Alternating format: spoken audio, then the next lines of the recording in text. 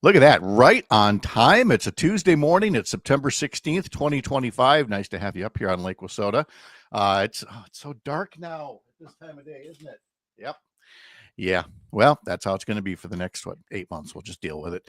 Anyway, on the program today, yeah, we got to talk about Derek Van Orden again. I mean, he's unhinged in terms of his obsession with Twitter and posting threats. And how's this for a member of Congress? Threatening to defund not just some people, not just some groups, but one of the largest cities in his district. And, well, I mean, he's been pretty much missing in action from Eau Claire all along. And now he's threatening to defund the city. You know who has thoughts on that? The city council president, Emily Berge, who is a candidate for Congress, hoping to challenge Derek Van Orden next year. We will talk live with her about this. We'll just talk about the whole notion of policing people's speech. It's one thing to do it on Twitter. It's another to actually introduce a bill that could lead to that kind of thought police. And yeah, that's exactly what Derek Van Orden did yesterday. So we'll talk to him about that, or we'll talk about him doing that, I should say. We'll also talk to Cam Stevenson out in Washington, D.C. We'll talk about essentially another ticking time bomb toward a government shutdown. And one of the things that's potentially going to come with it is a huge increase in health insurance premiums under the Affordable Care Act, because the Republican Speaker of the House said yesterday he has no interest in doing anything about that. The people who said they wanted your lives to be more affordable says he has no interest in making health insurance premiums less expensive. We will talk to Dan Shafer from the Recombobulation Area about state politics, Kildare getting in the governor's race, and much more. We'll visit with Dan Hagan from Newswatch 12 in Rhinelander, with Fred Clark from up in the Ashland Bayfield area about ways that progressives in the 7th Congressional District are starting to get set for 2026. All that and more. Brittany Merlot's forecast and sports. The Packers turned out to be really good for TV ratings. Who'd have guessed? Anyway, that all gets started. 6:06 across the Civic Media Radio Network. I'll say that again. The Civic Media Radio Network. And right here, we'll see you in 3.5 minutes. Pedestrians and for drivers to go slower. One study showed art projects like this reduced crashes involving pedestrians or bicyclists by 50%. This is all part of the city's Vision Zero initiative to end traffic deaths and injuries on Madison streets. They're going to compare data from that area before and after the art. The project cost $69,000, and the money comes from Vision Zero federal grant funding. Local artist Bernie Witzak is leading the installation. All of West Dayton Street will be back open with its new look Friday at 4 o'clock. I'm Savannah Tomei Olson, 92.7 WMDX News.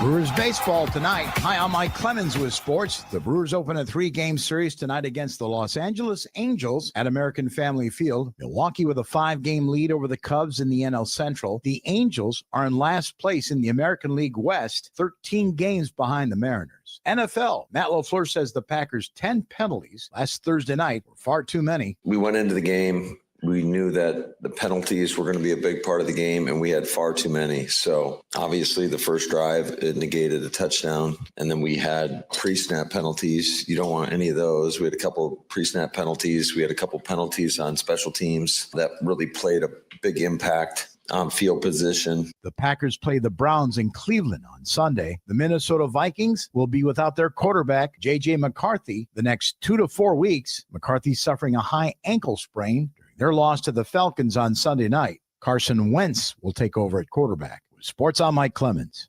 Farm news that impacts you and your community from the Midwest Farm Report throughout your day on 92.7 WMDX.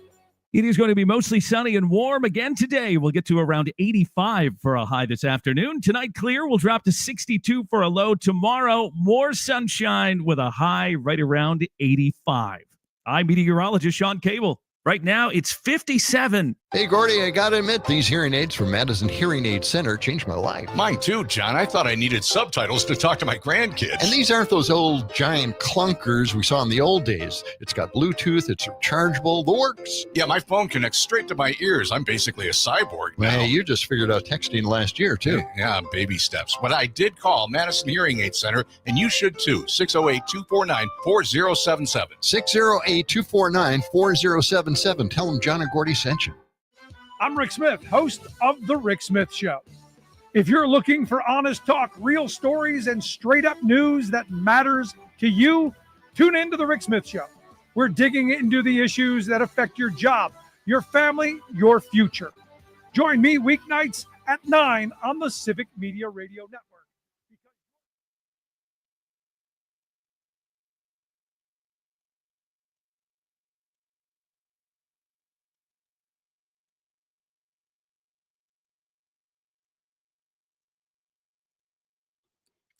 Let's do this.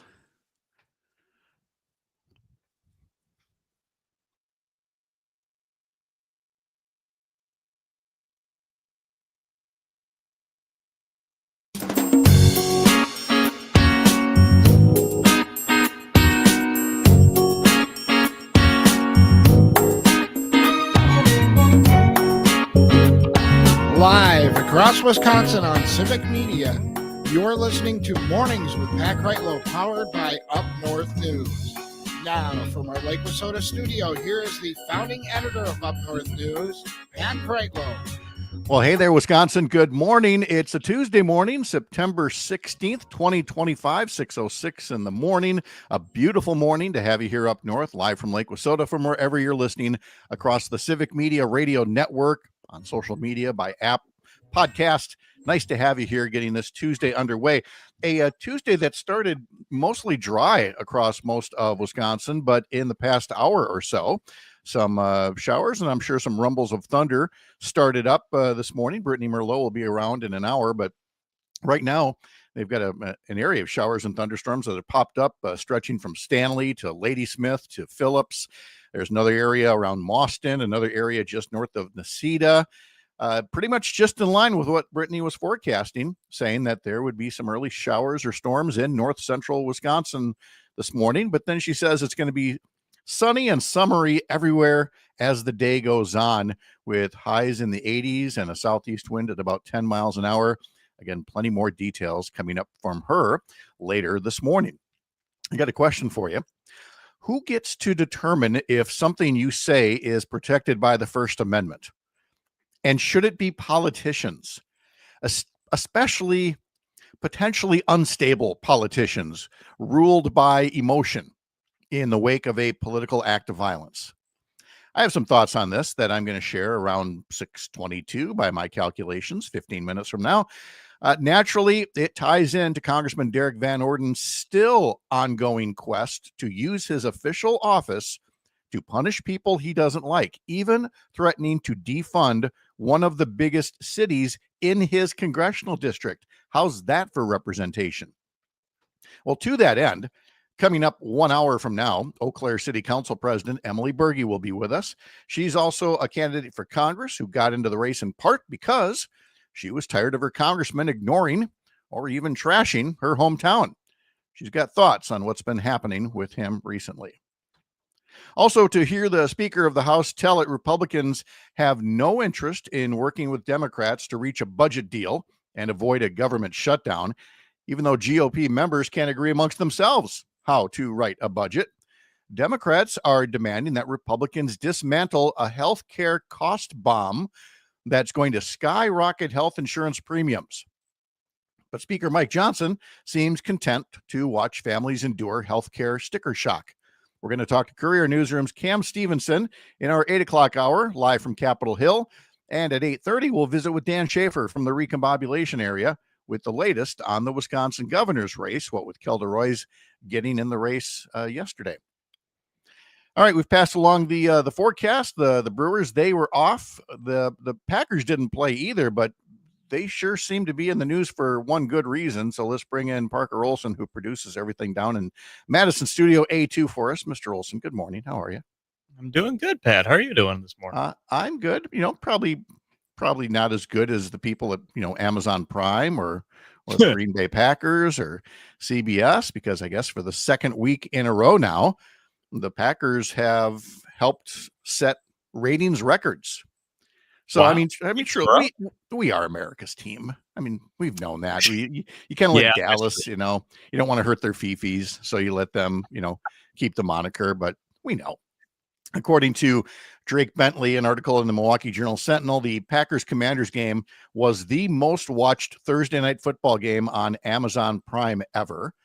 Wow. Nielsen reporting an average of 17.7 million viewers, a peak of 20 million viewers watching the Packers beat Washington 27-18. And by the way, the previous all-time high for Amazon Prime was also a Packer game last December against the Lions. And like I said, it was the second week in a row the Packers gave a network historic viewership ratings. CBS says that the season opener, Packers against Detroit, that was their most watched week one game since 1998. Oh, I mean, that's pre-Parker. Wow. You've heard of pre-Parker. BC, this isn't BC, this is PP, this is pre-Parker, that, we were setting those kinds of ratings. But the Packers do that. The Packers, the Packers are good. So there's a lot of hype with Micah Parsons. Come on. Yeah.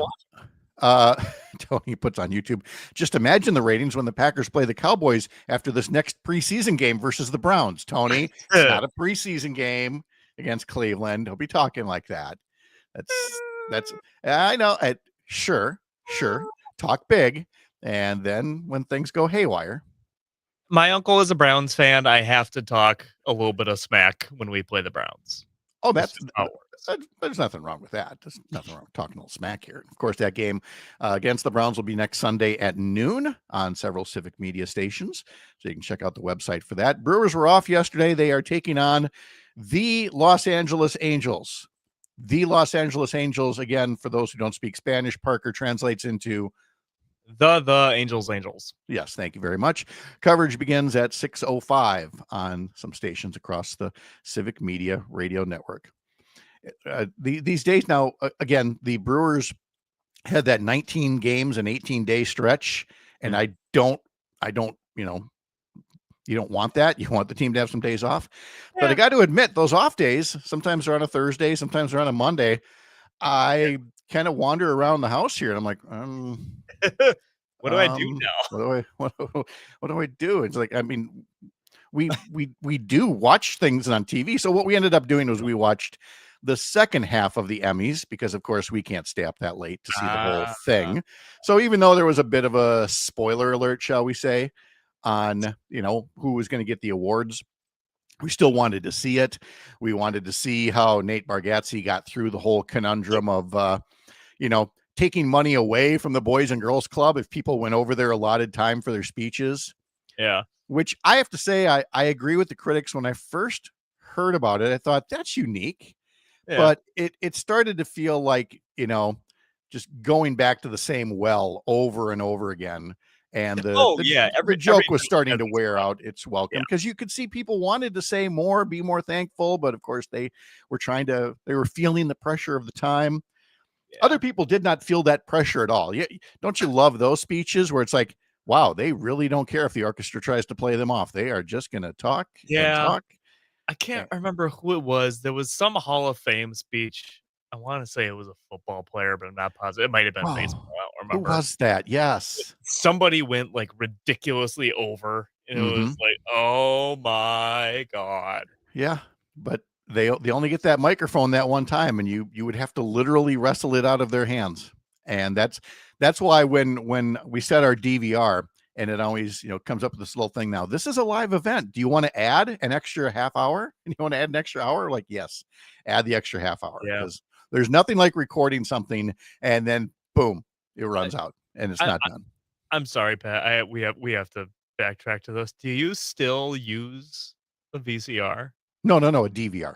Oh, or DVR. Yeah, sorry. Yes. You still use that? Yeah. Oh, not just any DVR. Again, keep in mind, I'm a man in my 60s. It's a TiVo, which we got back in 1999. Yeah, one of the original DVRs. We got that with the little, it makes a little bloop sound for everything. So we don't talk about, sometimes you freeze a program, and that way when you run it back a little bit later on, you can skip through the commercial breaks. Yeah. We don't even call them commercial breaks. We call them bloops, because then you hit your little fast forward button and it goes bloop, bloop, bloop, and takes you right through all the commercials. So yes, we have a DVR. Why do you ask? I just don't know anyone who uses a DVR anymore. I don't know. Tony's right there on YouTube saying TiVo is a modern marvel. Thank you, Tony. Thank you. I mean, what do you, I mean, I get it. If you're streaming, yeah, you can stop, you can pause and all that. But if it's a live show on one of the networks or something, how do you watch it otherwise? I guess I don't. I guess that's all I got to it. We've been streaming for a while now, so I don't. I mean, you can record stuff but that's like through the streaming service. It's not.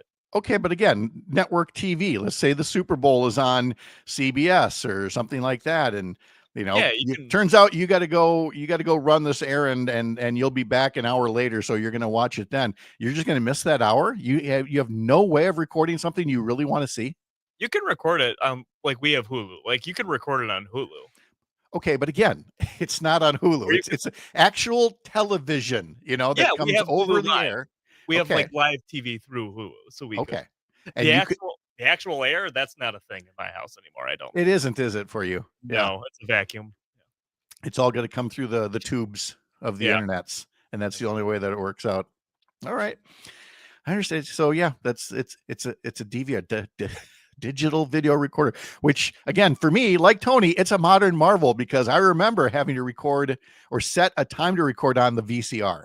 And the VCRs, the video cassette recorders, had these tiny little buttons, or if you're using the remote, you maybe had to push a button over and over again. Like you want to record something at 12 o'clock. So you have to hit it. It says 1, hit the button 2, hit the button 3, hit the button 4, hit the button 5, hit the button 6. And God forbid it's at 6:30, because now you move the little cursor over, and it's 1, 2, 3, 4, 5, all the way down to 6:30. Thank goodness we don't record. There's no shows on at 6:50, But I mean, this is, I never really considered my life to be a struggle, but you're making it sound like I was living in Little House on the Prairie in a sod hut when it comes to having to record TV shows. I understand. Like we have a DVR still, but I don't think it's been used since I was a child. Well, look, on the text line, Scott and Madison is setting the record straight. Recording Hulu Live is DVR. I mean, that is what you're doing. It's a digital video recorder. I mean, yeah, I guess I just think of it more as like DVR. I think of as the physical thing. Yes, and ours is a physical thing. We still have tangible things. Sometimes I've actually touched a newspaper, unlike you. Sometimes you have to touch the things that are there. I touched them. I just didn't buy them. Okay. One other note about the Packers being really good for ratings. Turns out they're good for views too. We got our weekly report on the most watched stories on Up North News, the most engaged stories, and our highest rated TikTok video of the past week was simply what's new on the Lambeau Field menu. Remember we went through all those foods that are new at Lambeau Field? Yeah, 100,000 views, more than 500 shares on there, because people love their Packers and people love their food. And you start throwing little, Wisconsin ties into that food with little brats and the other things that we were talking about recently. People like to share that stuff. Yeah. Let's see. Also, our most watched, most engaged story on Facebook of the past week was about a Madison company working on a blood test that detects cancers earlier. And that got 327,000 views for a story that was originally reported by the Wisconsin State Journal that we were telling people about. And then over on Instagram, looks like one of our highest posts of the past few days was pretty recent. It was the first post where we noticed that while other leaders were trying to tone down the confrontational outbursts after the Charlie Kirk murder, Congressman Derek Van Orden was just getting warmed up. He was just starting to fan the flames of violent rhetoric and political threats. And that got 35,000 views of people who were looking at that saying, should a member of Congress really be doing that? And he still is. And we're going to talk about it in just a moment. First, from the heart of America's up north, live from Lake Wissota, thanks for making this the place to spend part of your mornings. I'm Pat Kreitlow. This is the Civic Media Radio Network.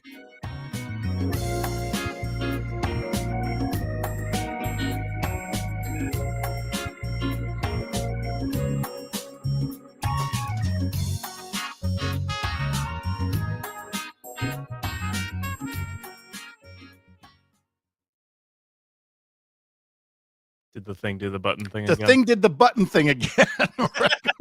I'm like, okay, I want this to be up full screen. Now come up full screen. There's currently the button just disappears on screen to bring something up. There it is.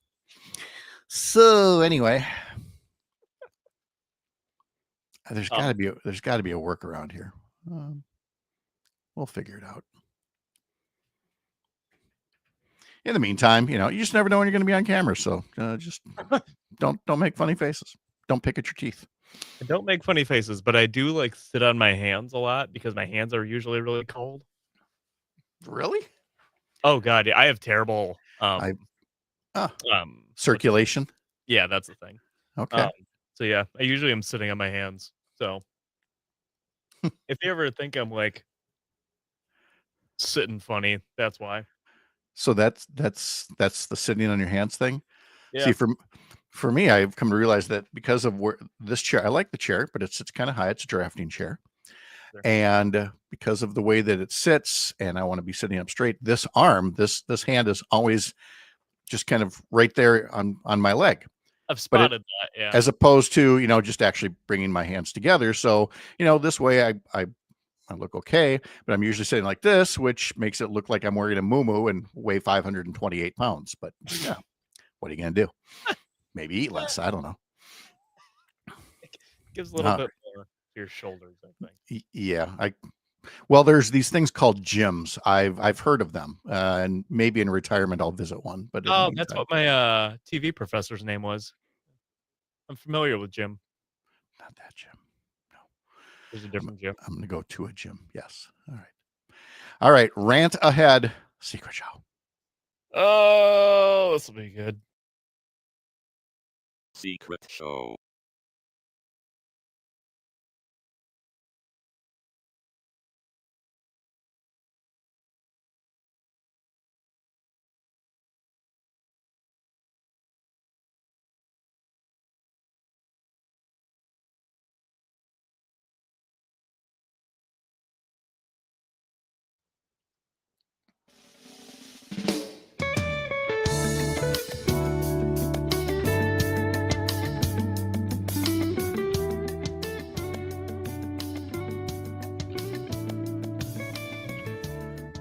All right, a reminder.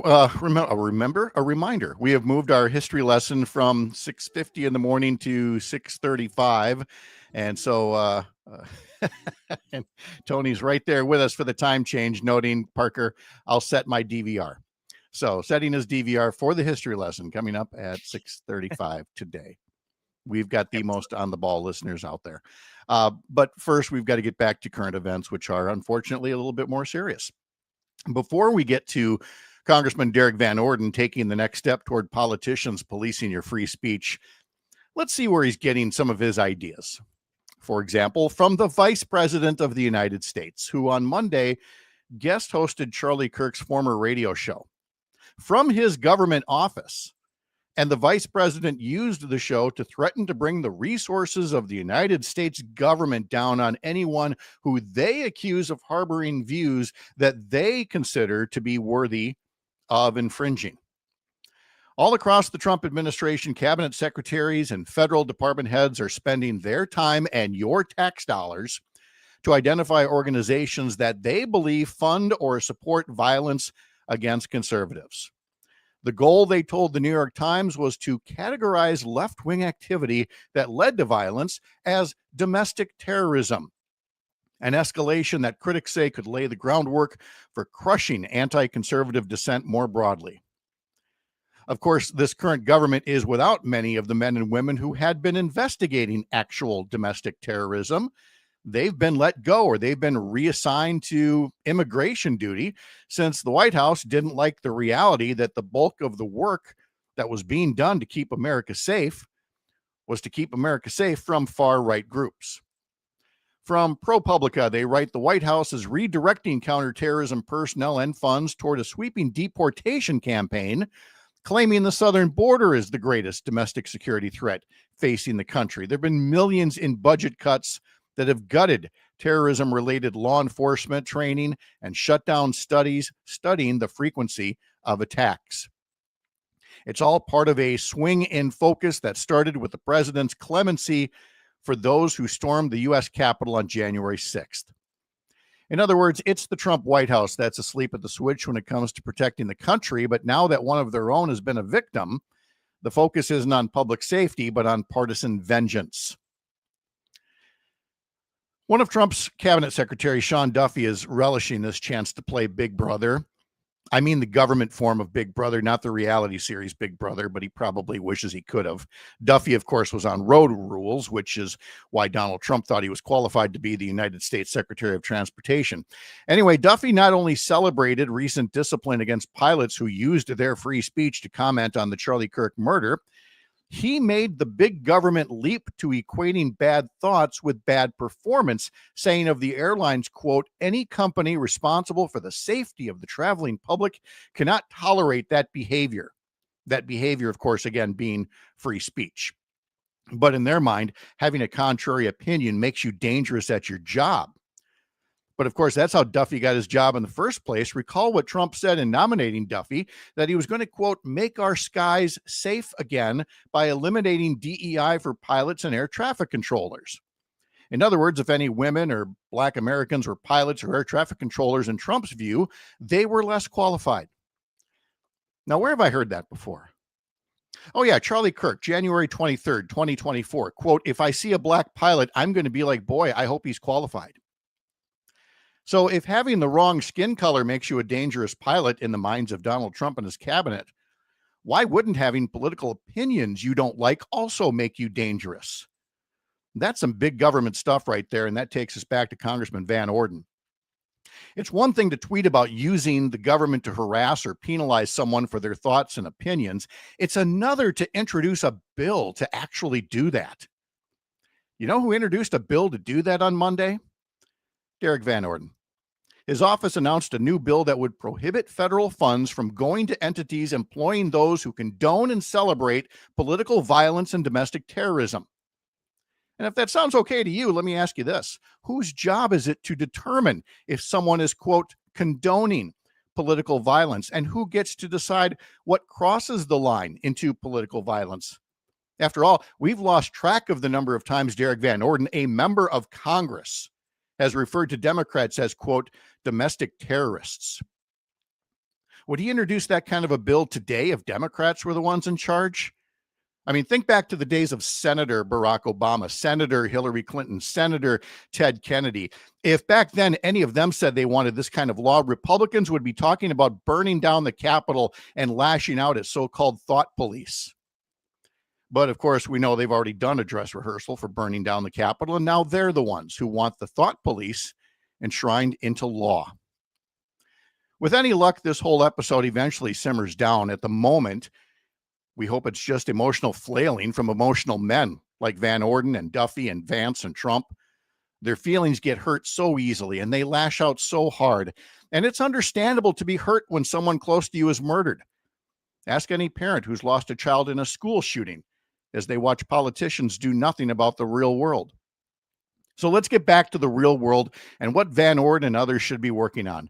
1, we are closing in on the possibility of a government shutdown. 2, we are closing in on a date when a bunch of Americans are going to see their health insurance premiums skyrocket if the Affordable Care Act supports aren't renewed. 3, we're about to see farmers in a world of hurt because the crops are going to come in and there's no place to put everything that China isn't buying. Grocery prices are still out of hand. The job market is getting softer. And the people who promised to focus like a laser on making things affordable are busy reading your social media posts and deciding if you should be punished. Do not let them intimidate or silence you. You are allowed to have opinions. You have that freedom. Don't take that away from yourself. That's what Derek Van Orden and J.D. Vance and others actually want. They want the intimidation and self-censorship. Don't let it happen to you, because it sure as hell ain't happening over here. Today's history lesson after this. You're up north.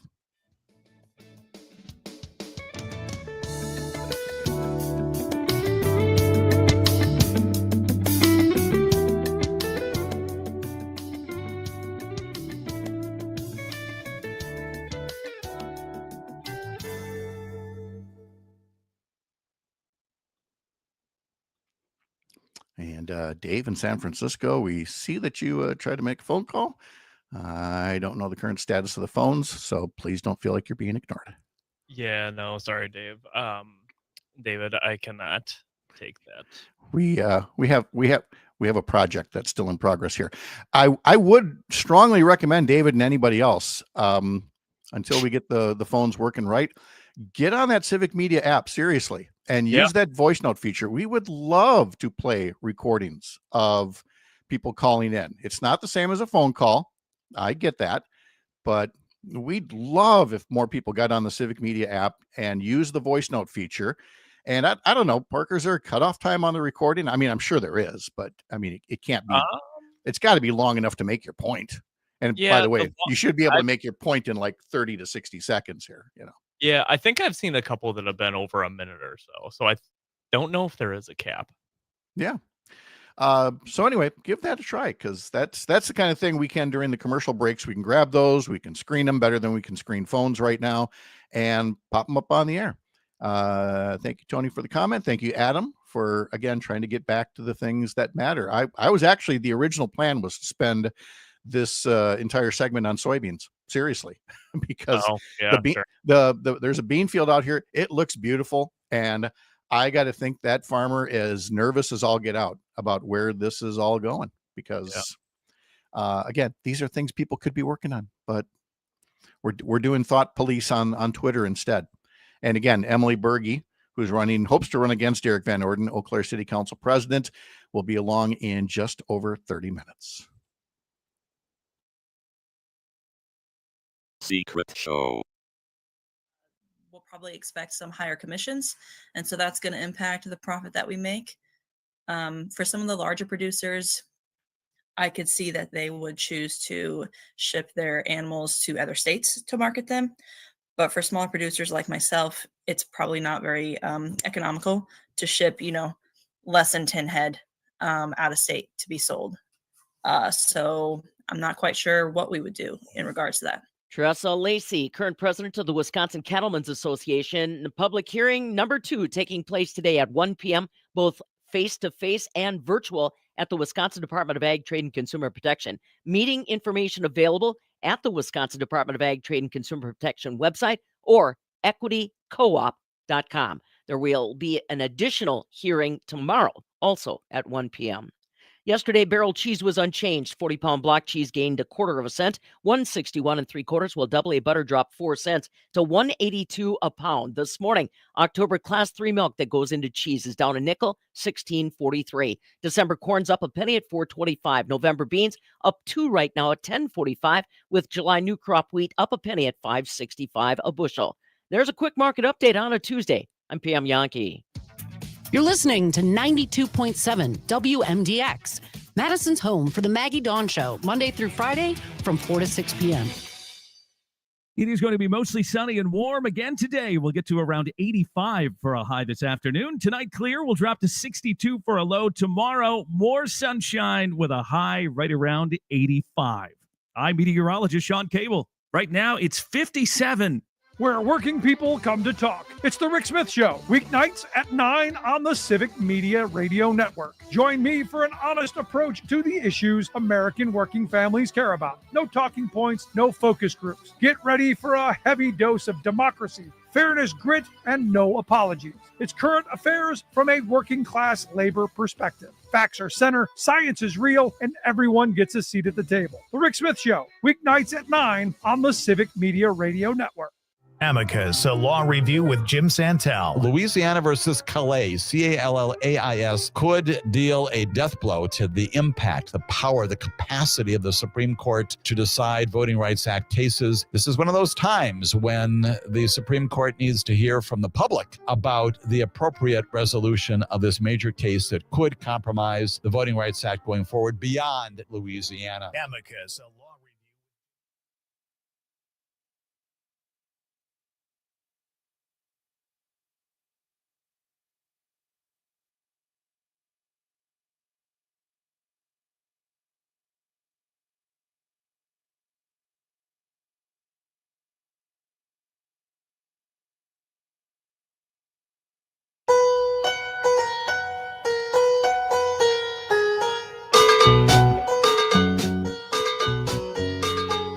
This was the number one song this day in 1972.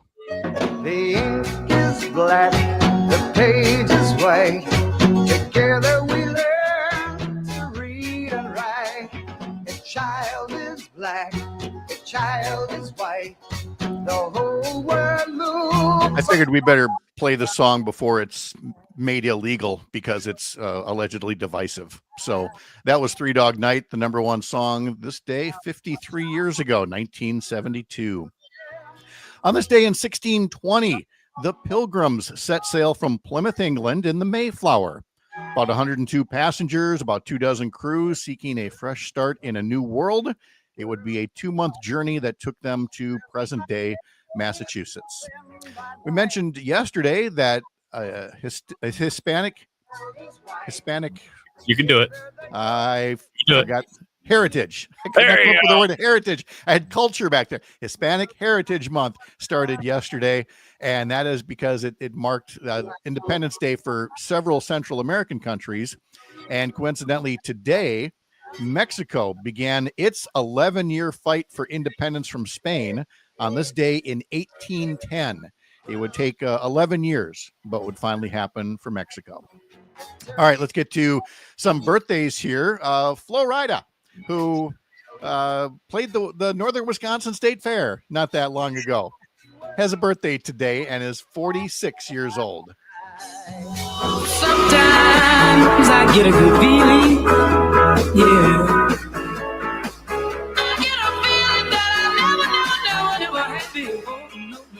Anyway, that's a 2011 song that got its foundation in a 1962 song. Here's the original, the start of the original, by Etta James. Sometimes I get a good feeling, yeah. I get a feeling that I never had before. No. And then the song gets a little bit more up-tempo from there. But every time I'd hear that, I'm like, I know I've heard that someplace before. And you have to go back to 1962. But yeah, there it is. I did not know about that. I can't believe how carbon copy that is. Yes. Tony, nothing says Northern Wisconsin like Flo Rida. Yeah, but Flo Rida then also played something over in like Green Bay or Oshkosh, something like that. So somebody knows where to make the money, you know. They're so Idea Fest on Friday. I don't know if you were listening at all, Pat. No, but Minnesota Governor Tim Walz was talking, and he was saying how he got to meet Flo Rida. Okay. Oh wait, no, was it him? I don't know. Oh, I God. wasn't listening. I don't rember anymore. There Oh, was a story about Flo Rida. not just me. It's Hispanic Heritage Month, by the way.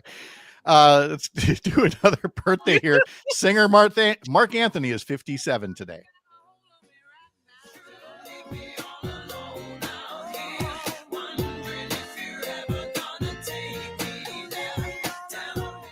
All right, I got some Milwaukee baseball notes here. Robin Yount, the kid, is 70 years old today. That's going to date some folks. Robin Yount, happy birthday. Happy 70th. There was a no-hitter thrown at County Stadium in Milwaukee on this day in 1960, and that would be Milwaukee Braves future Hall of Fame pitcher Warren Spahn, who no-hit the Philadelphia Phillies 4-0 at County Stadium this day 65 years ago. And on this day in 1996, Paul Molitor joined the 3,000 hit club. The Brewers legend was with the Minnesota Twins at the time, but Paul Molitor hitting number 3,000 on this day 29 years ago. On this day in 1984, we're back to doing TV series premieres, and this brand new show called Miami Vice made its debut with a 2-hour episode that included a scene that featured a Phil Collins hit that everybody now associates with Miami Vice.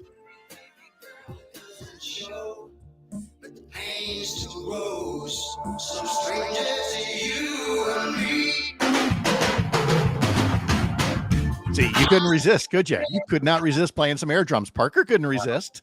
You have to. You just have to. It's mandatory. Again, Miami Vice making its debut in 1984. Story I've told before. That was when we were engaged, planning a wedding, and there was a Miami Vice line of tuxedos. And of course, in Miami Vice, everybody wore these different, very bright pastel colors. And so instead of like black tuxes, your groomsmen could basically look like a rainbow. There was like a pastel blue, yellow, orange, a key lime green. We threatened our friends with going with the Miami Vice theme for the wedding, but instead we went for classy. The royal blue and the charcoal tux. And of course, huge shoulders, because that's what we wore in the 80s. Shoulder pads for everybody, you know. How closely did this resemble the Miami Vice tuxes? How closely did that resemble the Dumb and Dumber? It was very much in that way. There weren't necessarily the ruffled shirts or the top hats, although I suppose you could have got those optional. But yes, it was very, very similar to Dumb and Dumber. But that was the style at the time, Miami Vice. If you've ever shopped at a J.C. Penney, that's a real person. His name was James Cash Penney. He was born this day in 1875. He passed away in 1971 at the age of 95 and made a lot of pennies in his day. Yes, Parker. His name was not Cash Penney. Yes, James Cash Penney. Instead of Johnny Cash, he was Jimmy Cash Penney. That's crazy. Okay. Yeah. Yep. Let's see. So what else? We got General Motors was founded this day in 1908. Let's go to 1979, where the Sugar Hill Gang released a song that would become the first rap song to ever chart on the Billboard Hot 100. I said a hip hop, the hip to the hip hop, you don't stop the rockin' to the bang bang boogie. Say up jump the boogie to the rhythm of the boogie to beat. Do you ever see videos on TikTok where people are hearing a song for the first time in a genre that they normally do not listen to? And at first you're kind of they're looking at each other like, what is this? What do we think of this? And then they kind of get into it. That was pretty much everybody, at least in the American Midwest in 1979, as this comes on, and you're just like, they're not really singing. They're like talking really fast. Yeah. But then you start moving your shoulders. And it's like, yeah, but the groove is pretty good here. So it was a revelation at the time. I never thought of it as like an entire region of America went, oh yeah. Oh, without a doubt. You're like, huh. Oh, what do we think of this? Yeah. And it grows on you. Yes, it does. All right. That was 1979. In 1978, Boston released their second album, Don't Look Back. The title track would be a big hit, and the album would hit number 1. On this day in 1977, I found this one yesterday. I didn't realize we had to go this far back for the Talking Heads. But in 1977, Sire Records released Talking Heads 77, the debut studio album by a new band called the Talking Heads. It's the one that featured their single, Psycho Killer. I did not know it was that old of an album, but it is from 1977. Singer Richard Marx is 62 years old today. Singer Nick Jonas is 33 years old today. On this day in the year 2000, Madonna went to number 1 with the song Music.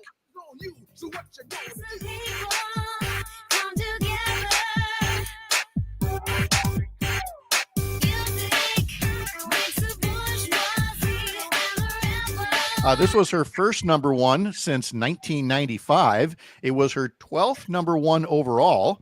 And near as we can tell, it's her most recent one. I don't want to say it's her last number one. She could do it again. But her most recent number one was this day 25 years ago. On this day, yeah, I know. On this day in 1965, there was a British singer named Davy Jones. And he was not the guy in the Monkees. And he did not want to be confused for the Davy Jones that was in the Monkees. So this guy, whose name also was Davy Jones, changed his stage name 60 years ago today, this day in 1965, to David Bowie. And the rest is history. Those of you folks who watch Judge Judy, which I never really got into that much, but that show premiered this day in 1996. Wow, really? Yeah. Well, because before that, about the only court show out there was something called The People's Court with Judge Wapner, a kindly older fella. And it worked just fine, as a court show.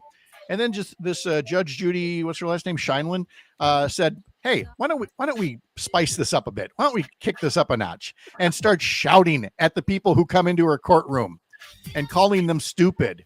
And what's going to happen on American TV? We're going to eat that up. Oh, we love insults. We love confrontation. So yeah, that's where we are.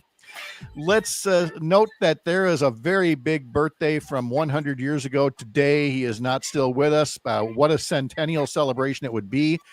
B.B. King was born this day 100 years ago.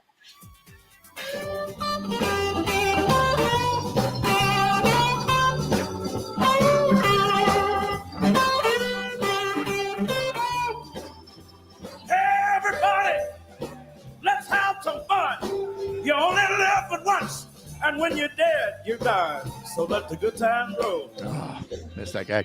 Thankfully, music will always be a part of our lives. This is National Cinnamon Raisin Bread Day. Where are we on cinnamon raisin bread? Those are three good things. Cinnamon, raisin, and bread, all three great things. Together, I think that could be good. Wait. Uh-oh. Have you never had cinnamon raisin bread or cinnamon raisin toast? Not that I remember. Oh boy. My goodness. There are times I wonder, where did the alien ship land and let you off? This is amazing. Never had cinnamon raisin toast. What did they feed you? Just the water that you drink all the time? And the fruit roll-ups? Just the water, the fruit roll-ups, and turkey and cheese sandwiches. The turkey and cheese sandwiches, of course. How about Play-Doh? This is National Play-Doh Day. Did you play with Play-Doh as a kid? Oh, Did you I eat the Play-Doh as a kid because they wouldn't give you any good food or what? Let's move on. No, I didn't eat the Play-Doh. A couple of occupations are celebrated today. This is World Barber Day. I have a great barber, Dan the Barber Man in Eau Claire.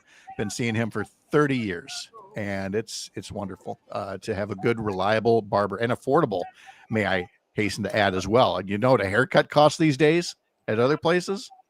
Too much. Yes. And this is also IT Professionals Day. And we really want to thank the IT professionals up there. Well, the ones who want to be helpful. Sometimes you call and it was just like, you get dismissed or treated like you're dumb. But, a good IT person, man or woman, is worth their weight in computer chips. Shout out to Civic Media Engineering team. Oh my goodness. Yes. When you're growing a radio network, there are some technical difficulties now and then. And you really appreciate a good IT person who can tell you, who can basically keep you on the air. At some point I was just going to stop talking and make the joke about IT and when things don't work. Then I realized that doesn't really translate well on live radio, does it? Coming up, we'll be talking to Eau Claire City Council President Emily Berge. She's also a candidate for Congress and has some thoughts on her congressman, Derek Van Orden, now threatening to cut federal funding to the city of Eau Claire because he doesn't like what some city council members have posted online. That's all I had. I'm Pat Kreitlow. This is the Civic Media Radio Network.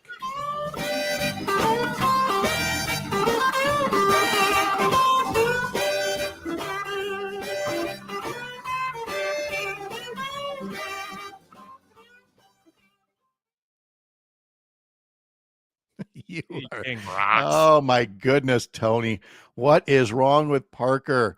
No cinnamon raisin toast, no coffee. I fundamentally don't understand this man.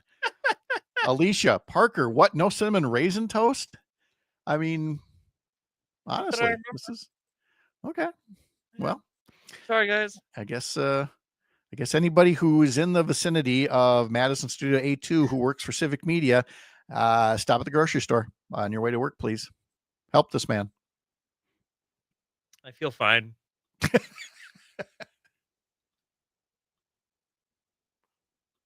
Computers and networks running smoothly. For solutions to your computer problems, call the pros at 231-8000 and we'll turn this into this. Madison Computer Works. Computers that work for you. What is a commercial? It's a message delivered to the people. In All this right. instance, You ready to pitch me some entertainment stories? to your ears. Why, it's like a I certainly can. All right. I'll be back. was directed to the business community. If you want to reach more customers, you should be using WMDX Radio. It's that simple. Just email sales@WMDXradio.com and let our crack sales team show you how to make your business grow with the #1 medium known to humankind, the radio commercial on WMDX. Long may you wave. Found an injured, sick, or orphaned wild animal? Dane County Humane Society's Wildlife Center can help. Call 608-287-3235 or visit giveshelter.org/wildlife for what to do next. Fall is in the air, and there's no better place to enjoy it than at Sugar River Pizza in Sun Prairie. Cozy up inside for some spirits, 48 beers on tap, and THC drinks. Choose from a wide selection of their warm pastas, 12-hour smoked pulled pork, and of course, their pizzas. Voted Best of Madison, Sugar River Pizza is known for great food, great drinks, and a warm, welcoming atmosphere. Located on Cabela Drive in Sun Prairie, they also offer catering. Sugar River Pizza, where fall feels like home. Are you an entertainer, the star of the show, or do you like business and growing an enterprise? Maybe you prefer computers and electronics or engineering. Jobs in these fields and many more are available right now in the exciting field of radio and TV broadcasting. The Wisconsin Broadcasters Association and WMDX, part of the Civic Media Radio Network, invite you to the WBA Career Fair, Wednesday, September 17th, 10 a.m. at Madison Marriott West in Middleton. Radio and TV professionals from around the state will be there to meet with you and talk about the many exciting opportunities in broadcasting. There's a lot more to radio and TV than being on camera or behind a microphone. There are also jobs in engineering and technical support, office management.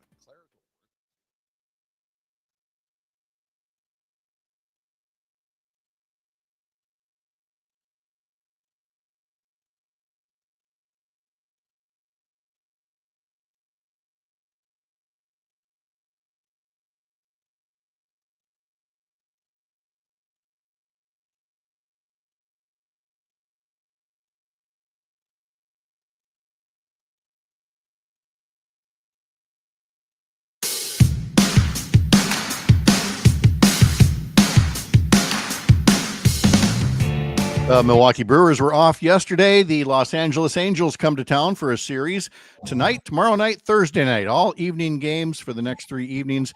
Pre-game starting at 6:05 on Civic Media stations in Richland Center, Oshkosh, Racine, Kenosha, Park Falls, and WBZH up in Hayward.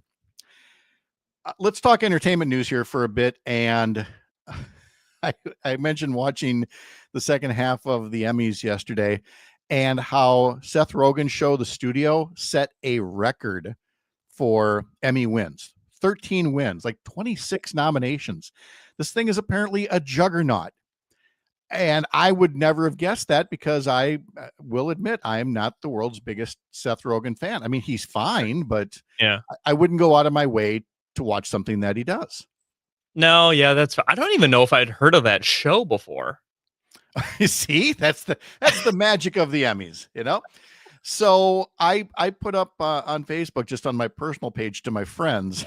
I just wanted to know, because there's sometimes shows that I don't get into right away, and people say, "Oh, you should watch this one," and then we go, "Nah," we try, then we try it again. Well, okay, it's okay.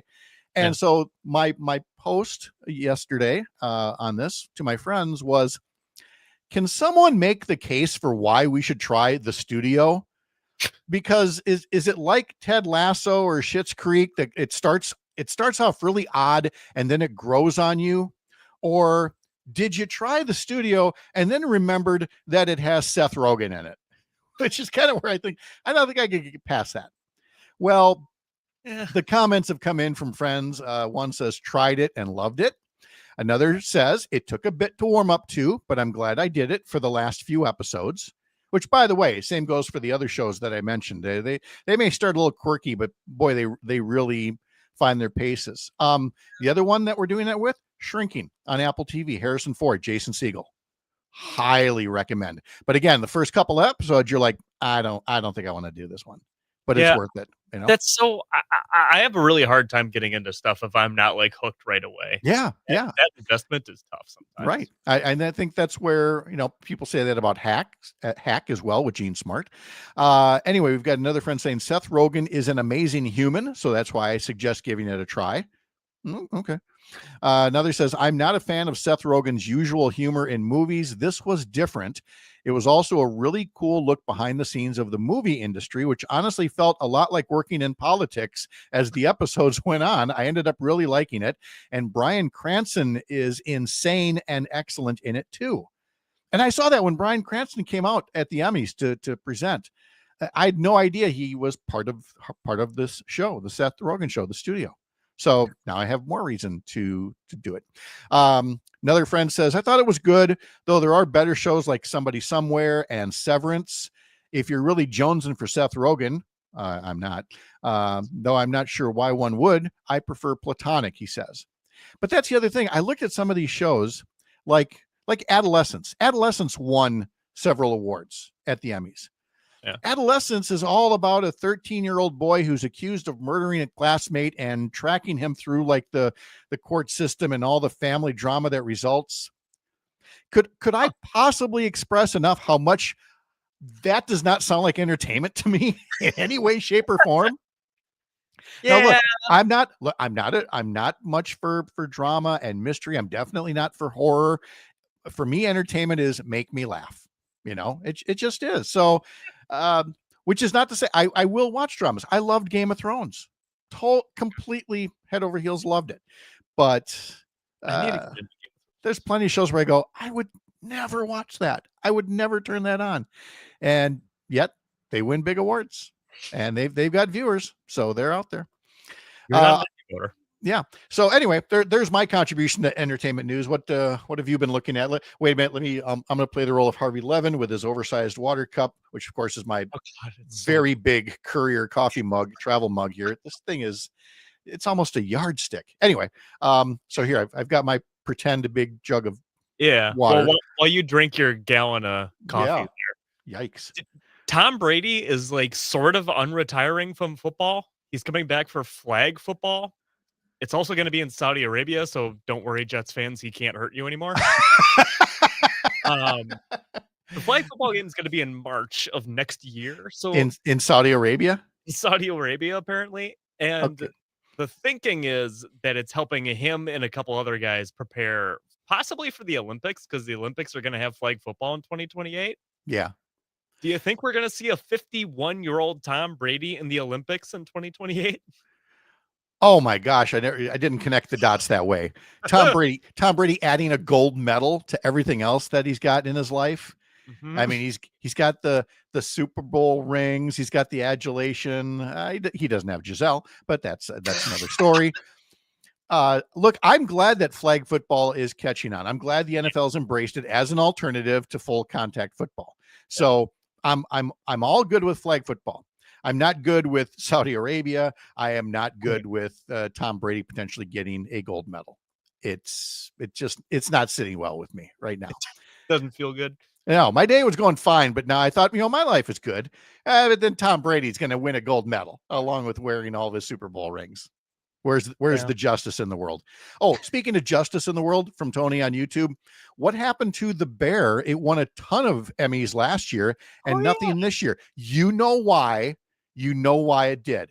Because even though it probably is a good show, it probably is a good drama, they insisted on inserting themselves into the comedy category. They won all these awards anyway, because it was apparently a very well done show. But I think everybody was like, okay. We've recognized you're a good show. You are not a comedy. And yet they entered in the comedy category again this time. And you could feel the entire industry go, no. I mean, we get that comedies are sometimes a little bit darker these days, sometimes can be a little bit more serious. Yeah. But that's not a comedy show. It's just not. So I for one am happy. I would like to see that happen with Tom Brady, where you say hey, I'm now a flag football star. No, you're not. And The Bear is not a comedy. All right, coming up, we're going to talk to Emily Berge, the city council president and a candidate for Congress. And then in our 8 o'clock hour, Cam Stevenson from Courier Newsroom and Dan Shafer from the Recombobulation Area. I'm Pat Kreitlow.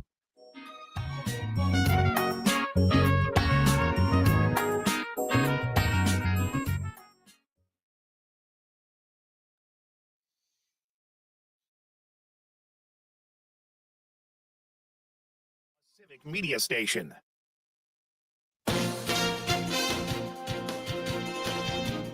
This is ABC News. I'm Sherry Preston. The alleged head of a robbery ring is back behind bars in the Pacific Northwest. The man accused of targeting celebrities and pro athletes in a string of burglaries and robberies is behind bars in Seattle, pleading not guilty to 10 felony counts. Authorities say despite a long and violent criminal history, a judge allowed 29-year-old Patrick Masonette to walk free on bail with an ankle monitor after he was charged with a home invasion in 2023. They say he cut off that ankle monitor before becoming the ringleader of this recent crime spree. That's ABC's Perry Russum. Later today, we're expected to find out more details linking 22-year-old Tyler Robinson to the killing of conservative activist Charlie Kirk. Robinson expected in court, where murder charges against him will be formally filed. Israel beginning its ground offensive in Gaza as a body of UN experts concludes there is reason to believe Israel is committing genocide. This is ABC News. Catch Farm Report updates throughout the day from the Midwest Farm Report, right here on 92.7 WMDX.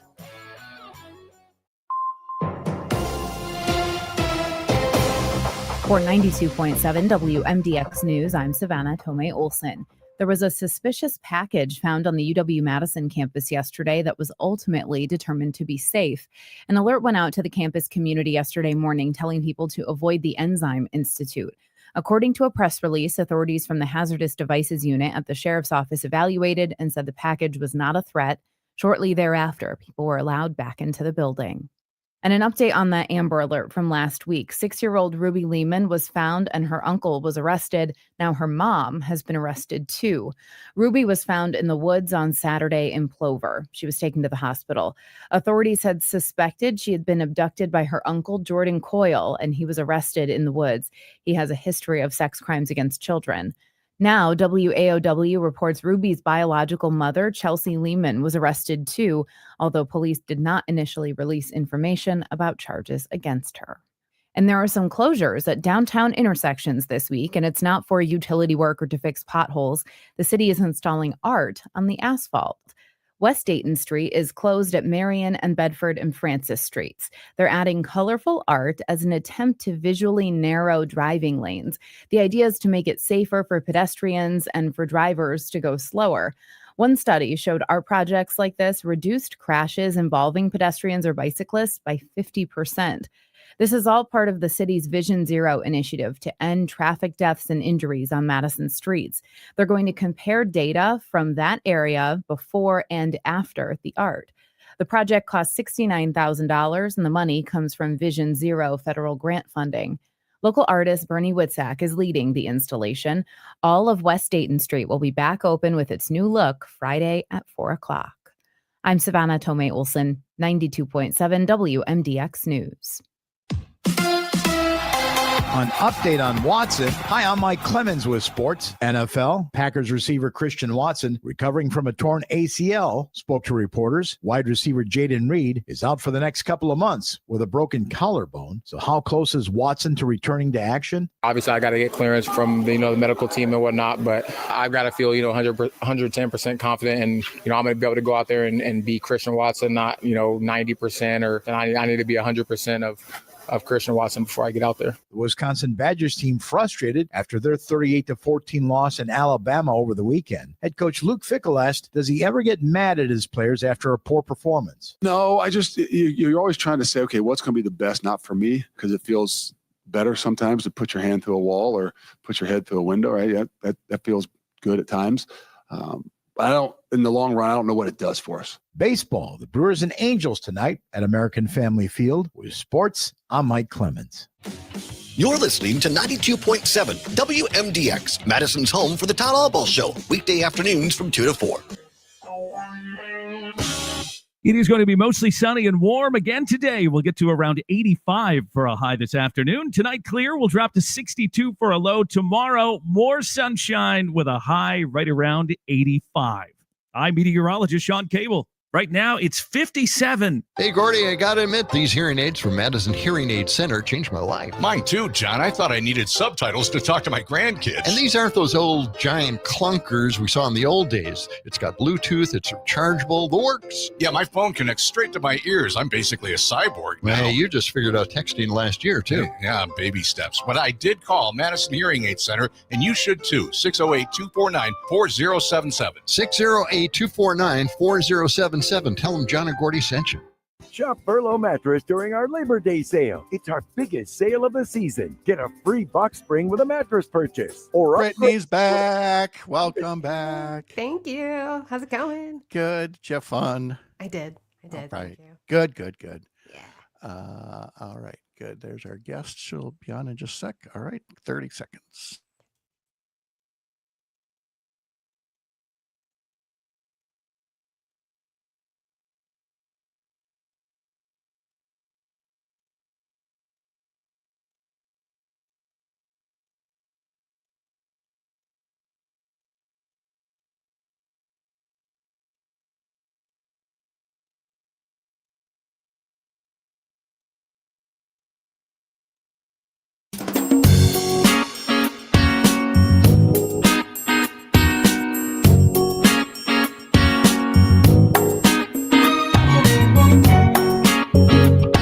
Live across Wisconsin on Civic Media, you're listening to Mornings with Pat Kreitlow, powered by Up North News.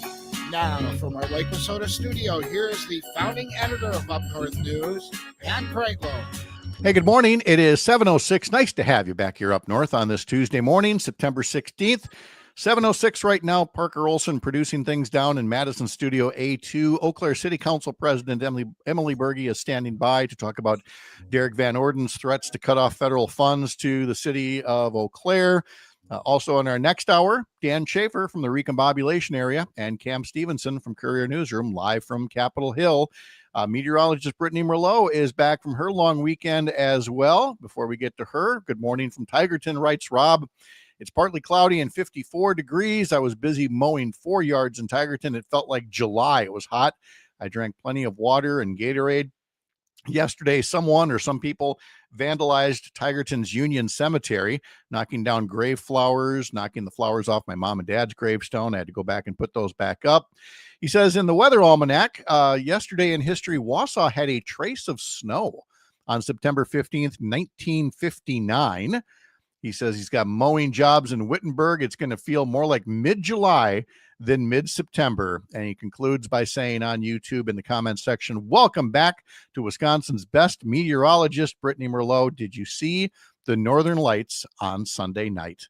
Brittany's back after a long weekend. Well, you were busy having fun. Was it a good long weekend? It was fantastic. But here's the thing. I was up north up until Sunday. That's when I left. So I missed the Northern Lights in the best spot possible. And I went down to see my sister. It was her birthday. So I was in Illinois while the Northern Lights were going on and where I had just been. So frustrating. I saw pictures. I know. I know. That is very unfair. As you noted in your forecast, showers and thunderstorms early this morning in north central Wisconsin. And this morning, they developed in much the same way that they developed early yesterday afternoon, where it happened just east of the Chippewa Valley. So we could see the skies getting really dark. And yet we didn't get the rain because it was just firing up there. And now it's moved its way a little further to the northeast or northwest. Northeast. Compasses. Yeah, so it's really interesting. It's firing up right on this exact little front in this little area. So it's not moving very fast. And right now it's pretty much over Park Falls, Phillips. Yep. Headed towards Tomahawk, Minocqua. You could see some heavy downpours, maybe some pea-sized hail with that, but nothing major.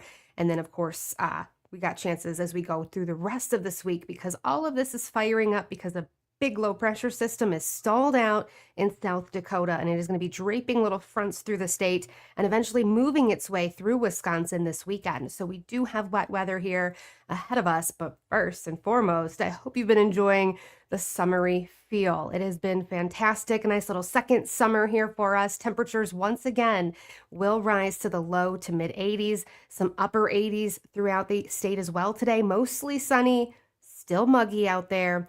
And then, of course, as we go through tomorrow, more scattered showers and storms could start to pop up in the early evening hours after we already have another hot, summery, sunny day.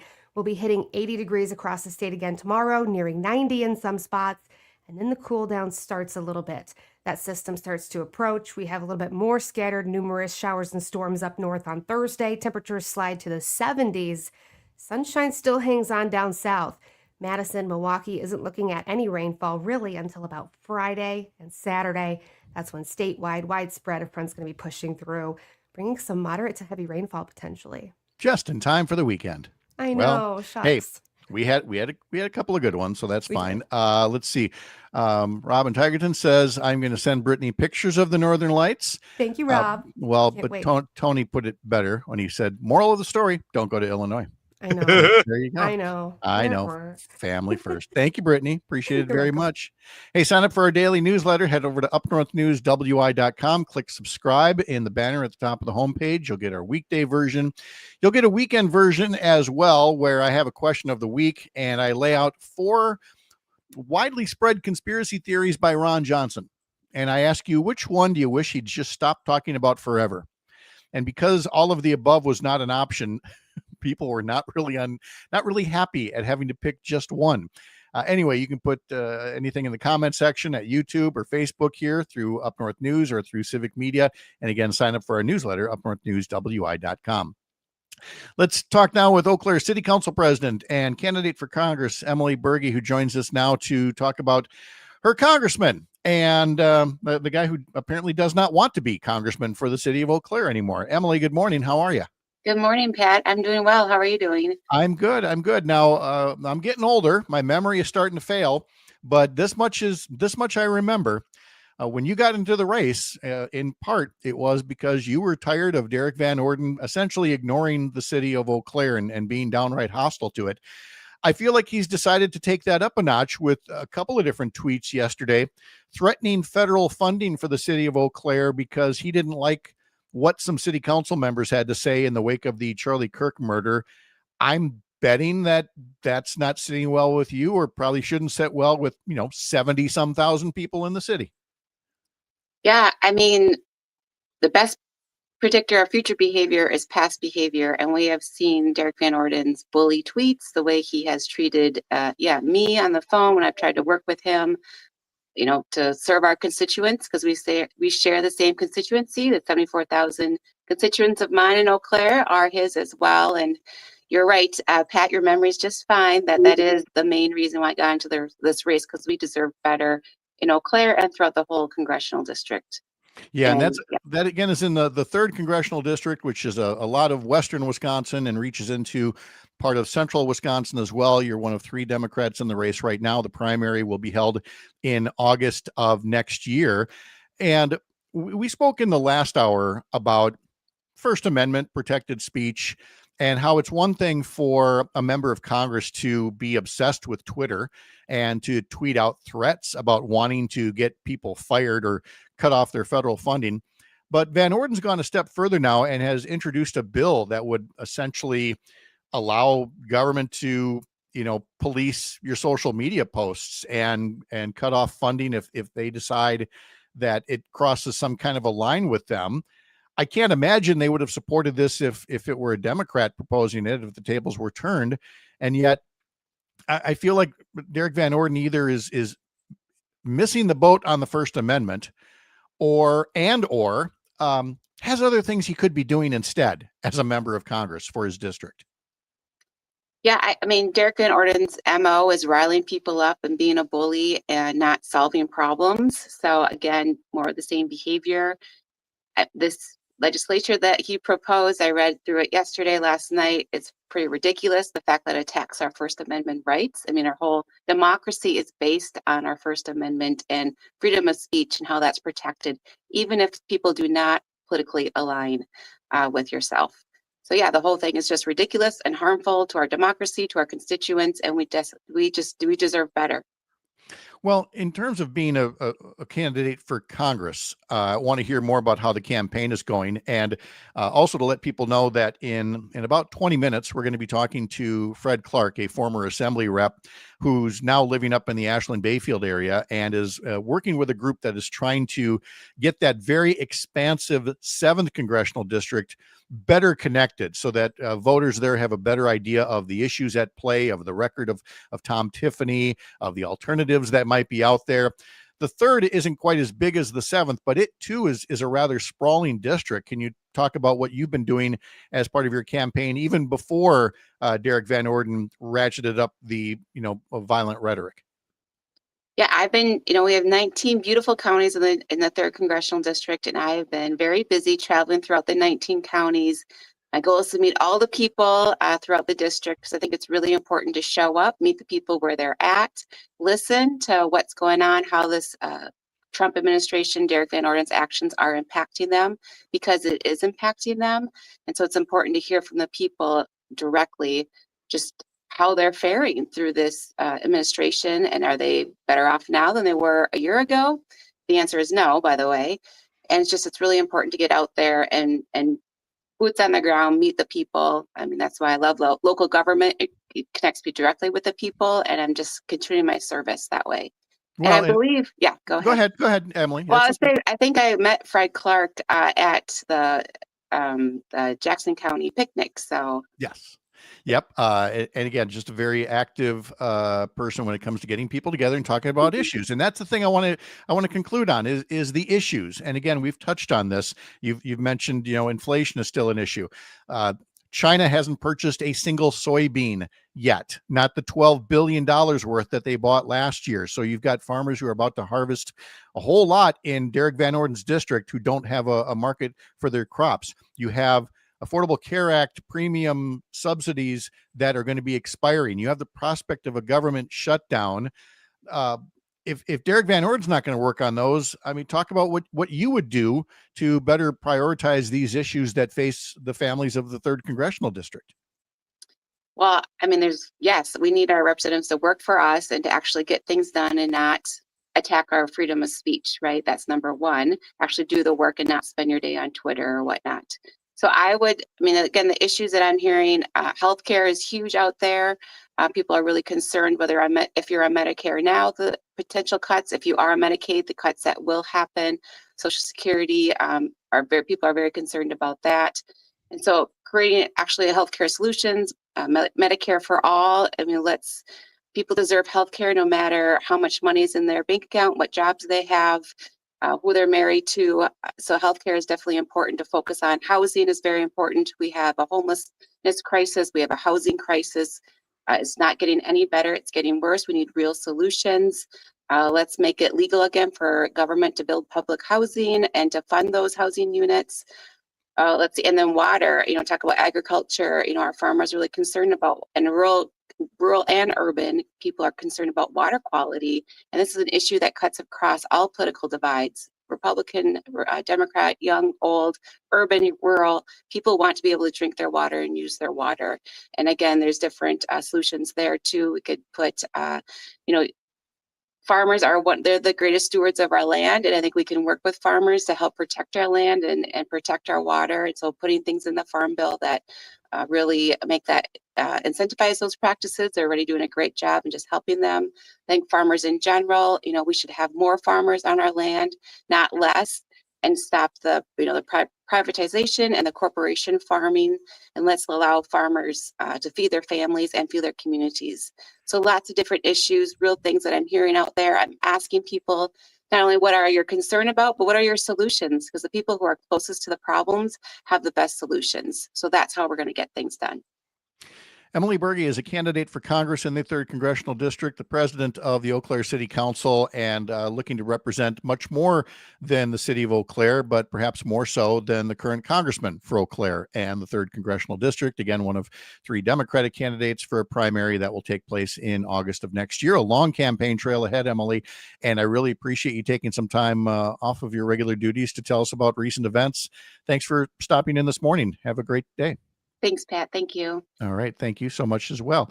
And again, we will continue to talk through candidates in this race, especially in this particular district, the 3rd Congressional District, because again, we have all of these real issues to deal with. And we have a congressman who's fixated on getting cities and companies to fire people because he doesn't like the words that they say. That's not how things work in this country. We will be talking, as I mentioned, to Fred Clark about the 7th Congressional District coming up in just a bit. I'm Pat Kreitlow. This is the Civic Media Radio Network.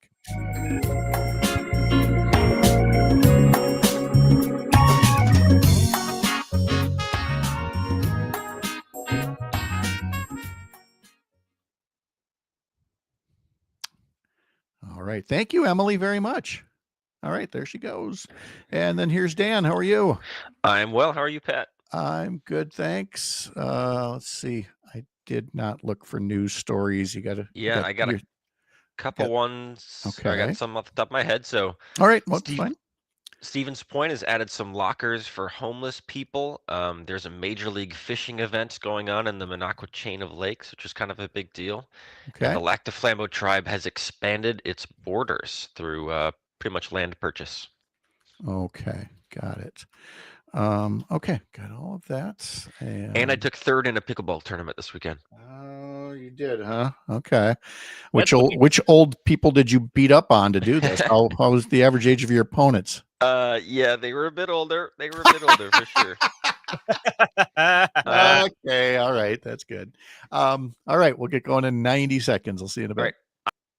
Pat. Oh, I'm sorry. Go ahead, Dan. I'm just gonna text you a picture, Pat, of the podium. Okay. Okay, oh no. Good. Oh yeah, this will be good.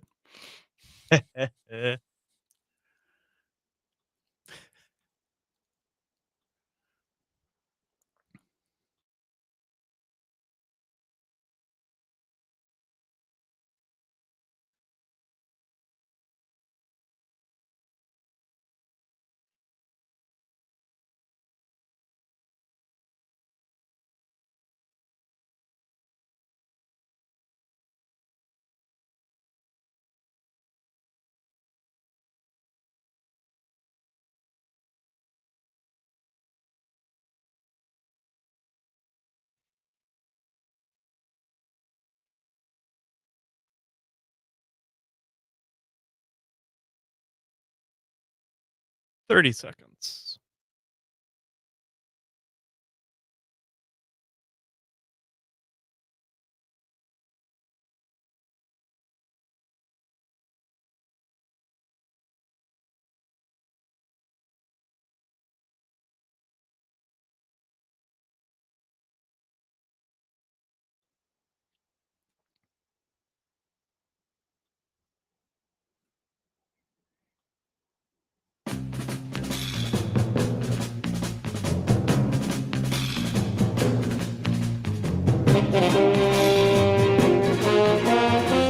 Welcome back to special sports coverage by Mornings with Pat Kreitlow. Today, we look at a clash of titans. 4 would enter the arena.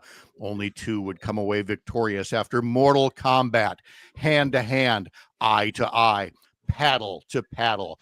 The 8th annual Clash of the Paddles to benefit the YMCA of the Northwoods on the frozen tundra of Pioneer Park.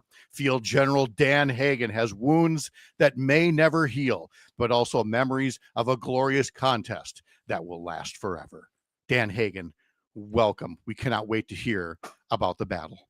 You encapsulated that perfectly. I put on my war paint Saturday morning, and I headed into the pickleball court at Pioneer Park. And Some old people beat up on me. We lost to some septuagenarians, if you're familiar with the term. I am looking at the metal podium right there, and there you are, smiling, looking happy, looking like you just came out of the Olivia Newton-John physical video, and there on the top of the podium are some white hairs. So that's a lot of gray hair up there, buddy. Mhm. But apparently they have more time. See, you're a working man. You can only do so much practice, and That's right. These guys. You're ahead of the curve if you think about it. You're already this good. Think about how good you'll be when you're old. That's what I'm saying, right? If I just keep at it, my partner keeps at it, I think we could do some great things. But it was kind of interesting. All of the skilled players were using precision tactics. My buddy and I, we would hit the ball as hard as we could right at the other team. There's your strategy. Hit ball, see ball.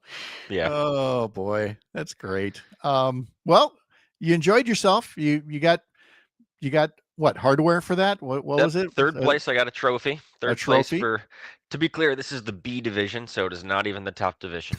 But it wouldn't take much to put a little plate right below that and just have it say Wisconsin Broadcasters Association Man of the Year or Regional Emmy or something like that. So I have access to Photoshop at WJFW. Anything is possible. I was thinking about making the trophy a lot bigger. I think you should. I love that. So I'm glad you had a good weekend. Congratulations on all of that. You do have still the day job at Newswatch 12 there in Rhinelander. And what are some of the things that you guys have been covering up in your neck of the North Woods? Yeah, we sometimes go down to Stevens Point. That is part of our viewing area. So we went down there yesterday, and the city has installed some lockers for unhoused people. There are a lot of homeless people living in downtown Stevens Point because of access to some great resources, such as the public library for Wi-Fi and charging their phones, as well as the Franciscans downtown, which is like a Franciscan, I think, monk, gives out free meals every day at noon. And there's also some other, accessible places downtown. So Mayor Mike Wiesa, who I'm sure you've had on the show, he, along with other city leaders, have installed these lockers. So these people who have pretty much have their belongings on them at all hours of the day now have a place to put their belongings so they won't get stolen, and so that some business owners in that area won't have to have so much kind of just stuff all around. Yeah. I mean, it's not an apples to apples comparison of what we have here in Chippewa Falls with Hope Village, the tiny houses concept of at least having some place other than, a park bench or something like that. In that same way, however, just having these lockers, as opposed to, like you said, you see shopping carts or everything's in one great big garbage bag that people are carrying around with them. And they're like the tiny homes, you add a degree of dignity to people who are clearly down on their luck and clearly need access to resources, which is hard to do when you're just dragging everything along with you. And I think the idea is it's just one less thing they have to worry about, some more brain space for them to figure out, okay, how can I get out of this predicament? And then Stevens Point, as well as working on like a kind of a permanent homeless shelter. So that should be in the future. Okay. And you were working on a story, or you and the team there were working on a story regarding the Lac du Flambeau. Did I hear correctly? Yeah, so the Lac du Flambeau tribe, this is something I learned yesterday, but they came out with this announcement that they have expanded their reservation boundaries. I kind of figured this was a set thing, but they're expanding their boundaries. They're also purchasing more land inside the reservation. If we want to do a history lesson, the Dawes Act of the 1920s carved up reservations, allowing the land inside to be sold to non-tribal members. So really, if you look at a map of their reservation, it's kind of a patchwork of tribal land and non-tribal owned private property. So the tribe has been able to purchase some of that land back. They've also been able to expand their borders for the first time into Iron and Oneida counties. And of course, this is all ceded territory that they sold to the United States government centuries ago. So just something that I thought was kind of interesting. Well, yeah, it is, because all we've been hearing about is the road dispute with easements, and a lot of that is based on property ownership. So a development like this is definitely noteworthy and worth following from the folks over at WJFW Newswatch 12 in Rhinelander. Dan, what's your next mountain to climb here? I mean, we've done the battles with the paddles. Where do you go from here? Is it just Birkebeiner training, or do you have something else along the way? What's your next best? I have a half marathon, the Three Eagle half marathon. It's, I think, October 6th.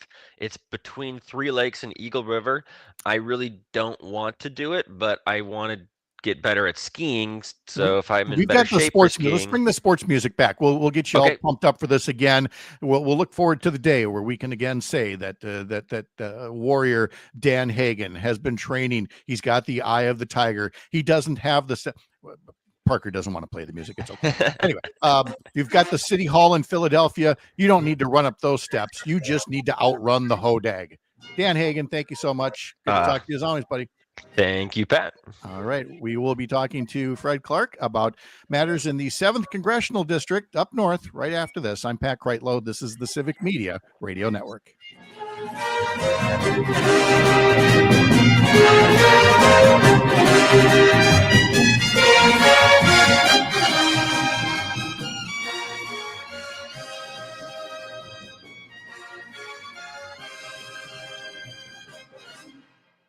There. Don't you feel motivated now? I mean, I would. I think I'm going to take a rest day today. So much pickle. Just pickled my brain. So much pickle. Oh, that's great. All right. I think we're good here. Anything else that you're following this week we should keep an eye out for? I can't think of anything in particular. I mean, just waiting on the Minocqua congressman to announce his run for governor, I think is yes. what we're all waiting for. Okay. Sounds good. Thank you, Dan. See you later. Bye. Bye now. I had the music timed out, and then you started. And then I called for it. Oh, I am ready at 40 seconds, and you called for it at like 50. I was like, oh no. Oh. Communication, man. It's not one of my strong suits. I have no business being in this business. That's it. Okay. I'm going to get some coffee. At dairylandseedsoybeans.com.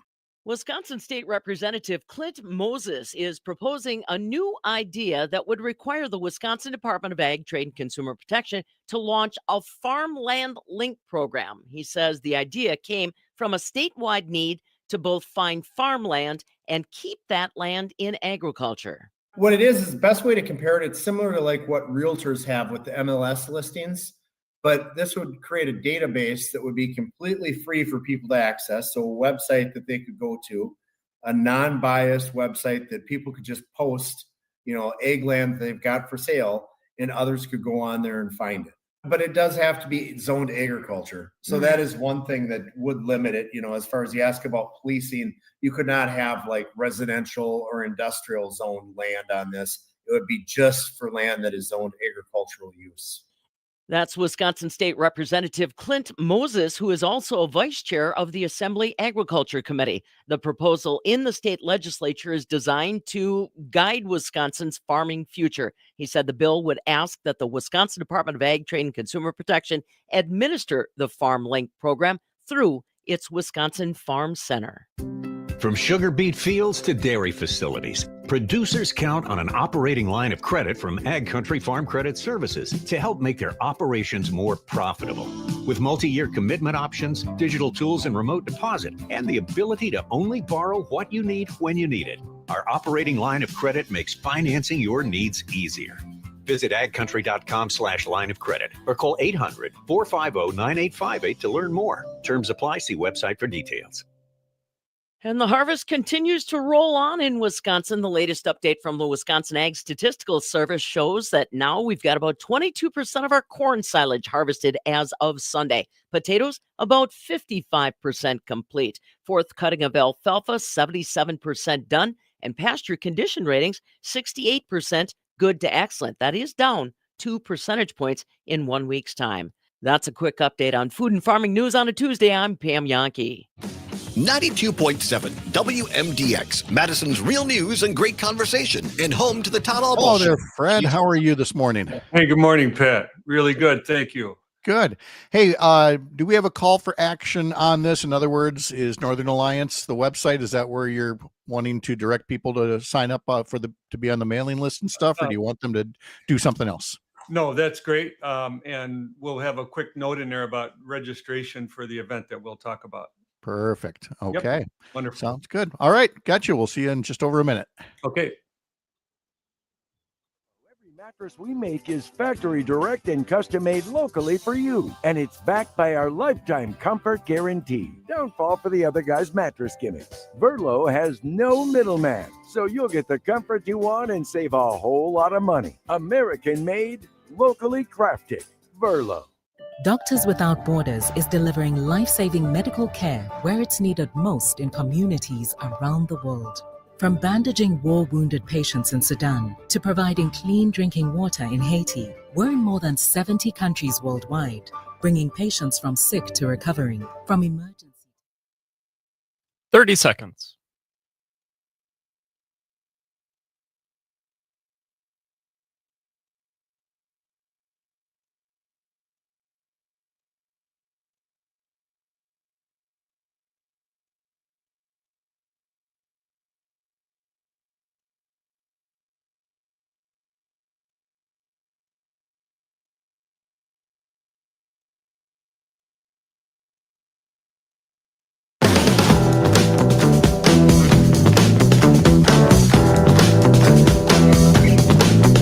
We've got Brewers baseball on several stations across the Civic Media Radio Network. Brewers taking on the Los Angeles Angels. Pregame coverage begins at 6:05 on several stations across the Civic Media Radio Network, civicmedia.us, to learn more about that.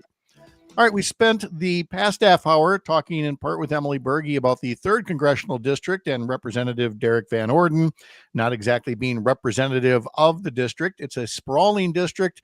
It is sometimes tough for all the various progressives and moderates in all of those counties to get together.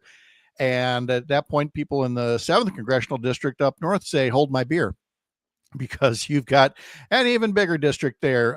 So much more sprawling, so much more of a challenge.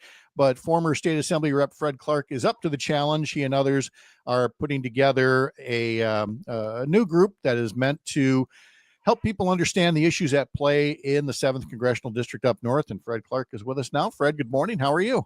Morning, Pat. Wonderful. Thank you. The sun's out and we're in the perfect period of late summer, early fall. Yes, we are. And, you know, you represented the Baraboo area for years in the Wisconsin legislature, and now you moved way up north. And you might be retired from the legislature, but you're hardly retiring from public service. And I know we might have mentioned this in a previous visit, but before we get into the whole Northern Alliance and everything else, why do you choose to stay involved even once you've changed zip codes and have a chance to just ignore all that political noise that's going on out there in the world? Right. The din of what comes out of Madison or Washington isn't quite as loud up here, but I'll tell you right now, people are paying attention. And I just think, Pat, that we're in an extraordinary moment as a nation and in our region, both because of world events and because of what's going on right now with our federal government. So a huge source of concern from almost everyone I talk to. And that's part of the reason why I do stay involved. Yeah. And well, on top of that, you've got representation in the 7th District through Tom Tiffany, who, like you and like me, we're all former state legislators. And Tiffany has now been the congressional representative. And while you don't hear nearly as much about him as Derek Van Orden, because he just can't shut his mouth or his keyboard, the fact of the matter is Congressman Tom Tiffany, along with the rest of the Wisconsin Republican congressional delegation, they all appear pretty much in lockstep with, you know, what the Trump agenda is and what it has been doing to their congressional districts. Yeah, absolutely. And that was one of the reasons that we really did decide to become more active in organizing in the 7th Congressional District, because, you know, back in February and March, when Elon Musk was taking a chainsaw to the federal government with absolutely no oversight, huge amount of destruction there with firings and agencies ground to a halt.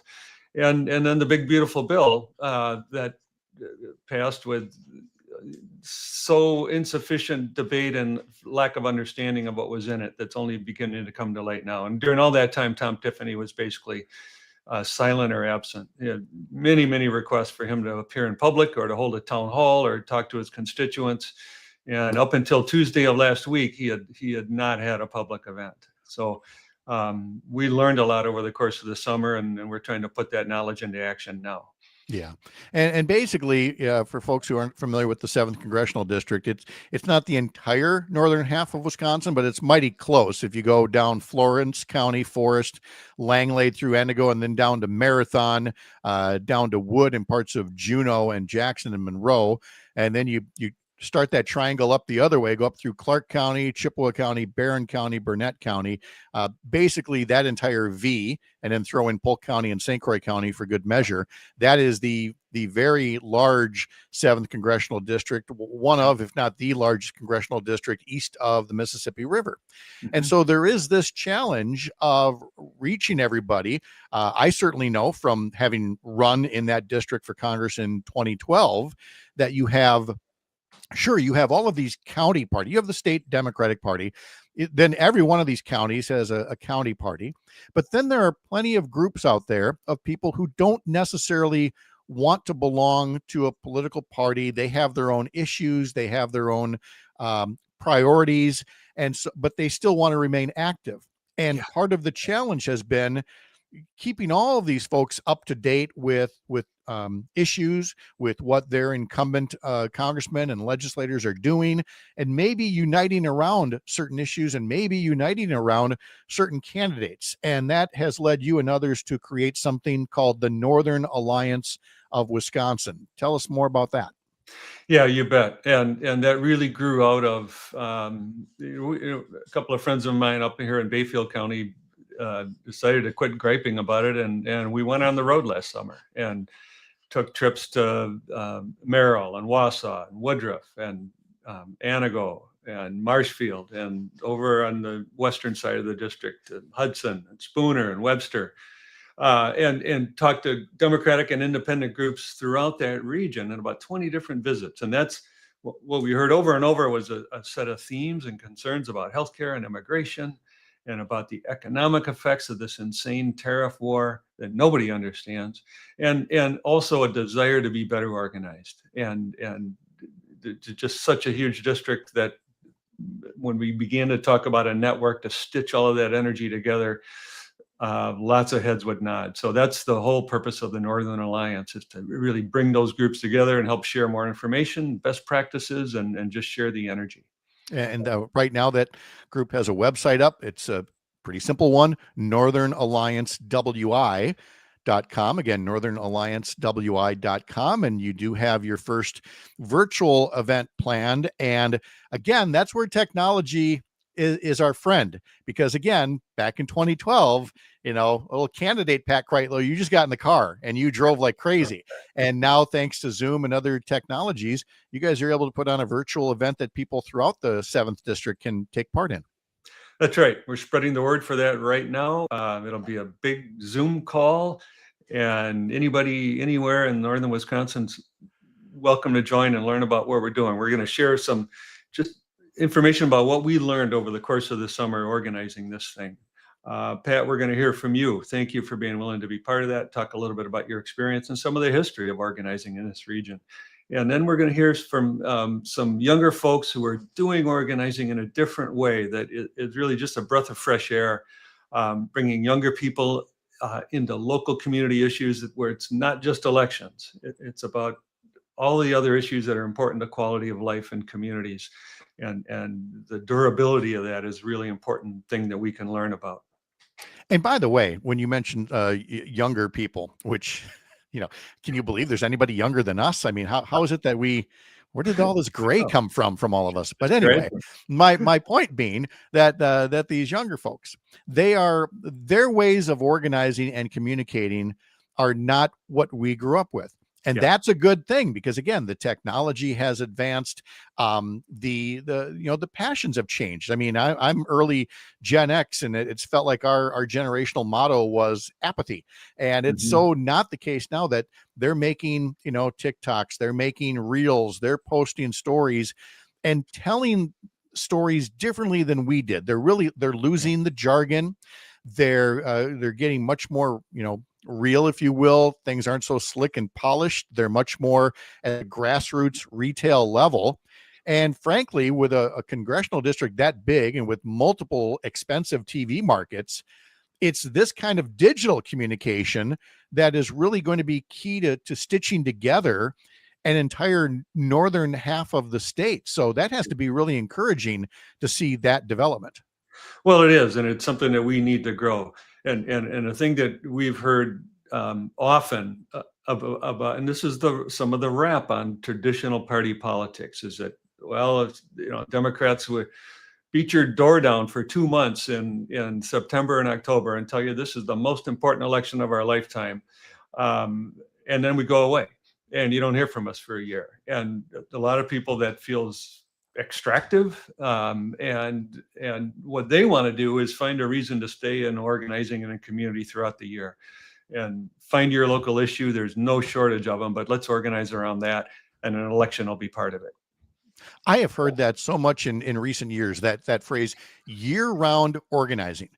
And it's people who, again, understand the value of not making this simply transactional. I come to you at election season, you vote for me, and then I leave you alone. Well, it's not about leaving alone. It's about keeping conversations going, keeping engaged, keeping people informed on the issues. And the challenge here in the 7th Congressional District is you have an incumbent who obviously has access to funds and to media and everything, and can spread whatever kind of a message he wants.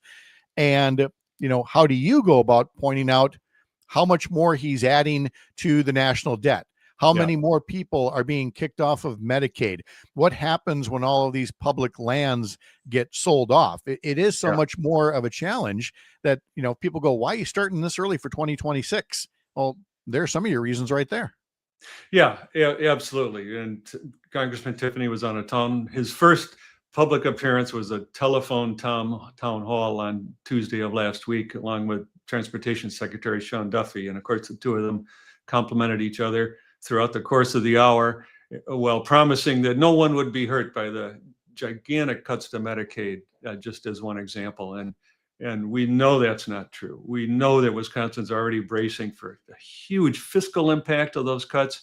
The rural healthcare system is already beginning to feel the strain of the changes that's going to force closure of clinics and ultimately lack of healthcare access for everyone. Just one example.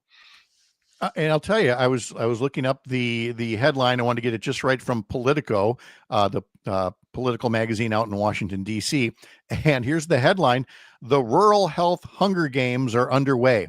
States are scrambling for a piece of a $50 billion fund, but of course it is unclear exactly how you qualify for that money unless Dr. Oz or Donald Trump, happen to wave their hand and approve or disapprove of things. And they're making it sound like this $50 billion fund, when actually what it is there was a much larger cut to rural health care, and then they're putting $50 billion back in and saying, here, now you all compete for this." Yeah. And I heard someone compare this to, if you told all the restaurants in your town that they couldn't serve a third of your people that live in the town, but we'll give you a couple $1,000 just to stay open. Well, it doesn't make any sense. And the loss of coverage to people that need it is going to be felt in shorter lives, unhealthier lives, and ultimately more people in ERs relying on charity care. Yeah, if you can even get to the ER. And so that again is the larger point, is that your Tom Tiffany's and others are going to be saying, look at this brand new $50 billion fund. And what they're not saying, and what we need more people talking about, is how that doesn't come near to making up that so much more than $50 billion was cut. And again, that's just for this one issue. And it's why the Northern Alliance came together. So to learn more about the group, maybe get on their mailing list, maybe sign up for the upcoming Zoom session, head to northernalliancewi.com. And like I said, I'm looking forward to being part of the event, and certainly a lot to be said here as well by former state rep Fred Clark, who's now helping organize the Northern Alliance with a team up in way up north, as I like to put it. Fred, thank you so much for visiting with us. Appreciate it very much. You bet, Pat. Great to see you, and see you in a couple of weeks. See you in a couple of weeks as well, Fred. Thank you so much. Still ahead, coming up in the next hour, we've got Dan and Cam Stevenson from Courier Newsroom, live from the nation's capital, and then Dan Shafer from the Recombobulation Area, talking about the latest in Wisconsin political news, including that ever-expanding race for governor candidate field. We'll be back.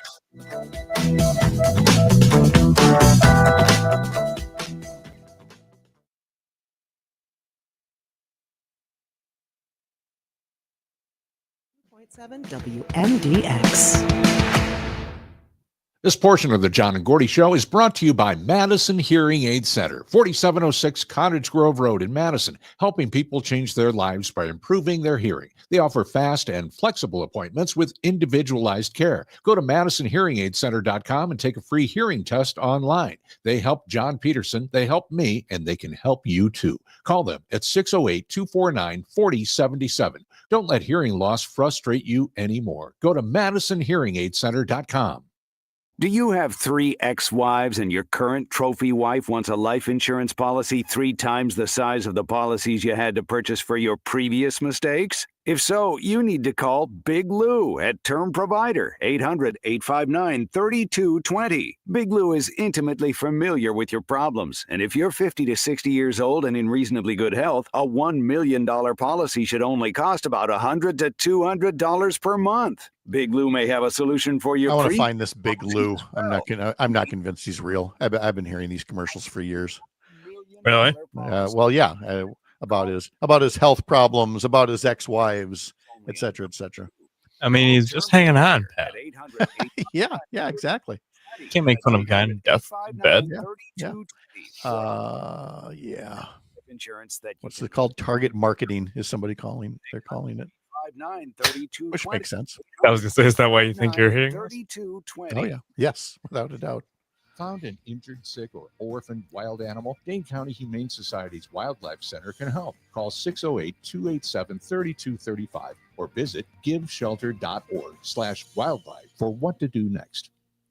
Hi, my name is Chuck Collins. I'm the great-grandson of the meatpacker Oscar Mayer and a member of the Patriotic Millionaires. I'm also the author of a new book, Burned by Billionaires: How Concentrated Wealth and Power are ruining our lives and planet. This summer proved to all of us that climate change is real and it is deadly. And I'm here to tell you that a small group of billionaires are making it worse. Did you know that billionaire Jeff Bezos' wife, Lauren Sanchez, emitted more carbon in her 11-minute Blue Origin space flight than the average person emits in a lifetime? Did you know that the average super yacht produces as much carbon emissions as 1,500 regular vehicles, and that private jets emit Super 10 to yachts. 20 times? That's what it was. It wasn't Tim Walz. It was the other guy.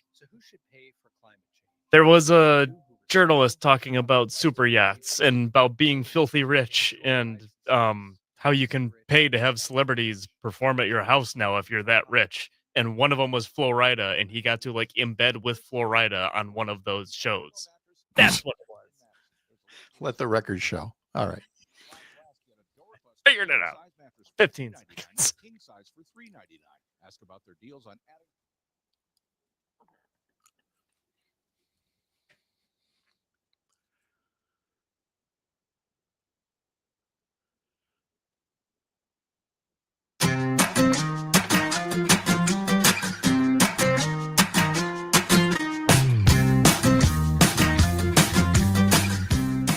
Hey, remember, if you can't listen for the entire 3 hours every weekday, 6 to 9, and I mean, I can. Why can't you? I got to be here. Well, you don't have to be. You can pod this program. You can head over to Spotify, sign up to follow the program, and that way the latest editions here are downloaded right to your phone, and you can listen to them on demand when you're doing something else around the house or on the road, whatever the case may be.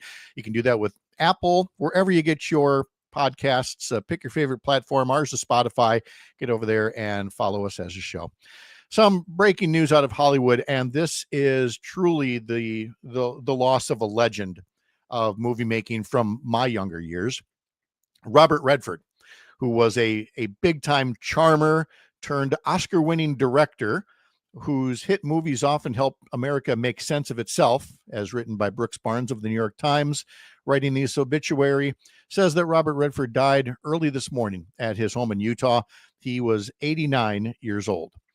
He writes, with a distaste for Hollywood's dumb-it-down approach to movie making, Redford typically demanded that his films carry some cultural weight, in many cases making serious topics like grief and political corruption resonate with audiences, in no small part because of his immense star power.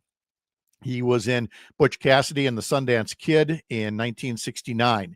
He was talking about the journalistic pursuit of Richard Nixon in the Watergate era with All the President's Men in 1976. In 3 Days of the Condor in 1975, he was an introverted CIA codebreaker caught up in a murderous cat and mouse game. He was a Depression-era grifter in The Sting in 1973, which gave him his first and only Oscar nomination as an actor. He was a Hollywood leading man for decades in comedies, in dramas, in thrillers. Studios often sold him as a sex symbol, and why wouldn't you with that guy's good looks? His body of work as a romantic leading man owed a great deal to the commanding actresses who were paired with him. There was Jane Fonda in Barefoot in the Park in 1967. There was Barbara Streisand in The Way We Were in 1973. There was Meryl Streep in Out of Africa in 1985. He later would branch into directing in his 40s, and he won an Academy Award for his first effort, the movie called Ordinary People in 1980, with Mary Tyler Moore, about an upper middle class family's disintegration after a son's death. Ordinary People also won 3 other Oscars, including for Best Picture. He then had perhaps his greatest cultural impact as a make-it-up-as-he-went-along independent filmmaker. In 1981, he founded the Sundance Institute, which was a nonprofit dedicated to cultivating fresh cinematic voices. He took over a struggling film festival in Utah in 1984. He renamed it for the Sundance Institute a year later, and now the Sundance Film Festival is a global showcase and marketplace for American films made outside of the Hollywood system. Robert Redford, again, you could go on and on, as this article in the New York Times does, for his environmental work, for all of his other causes along the way.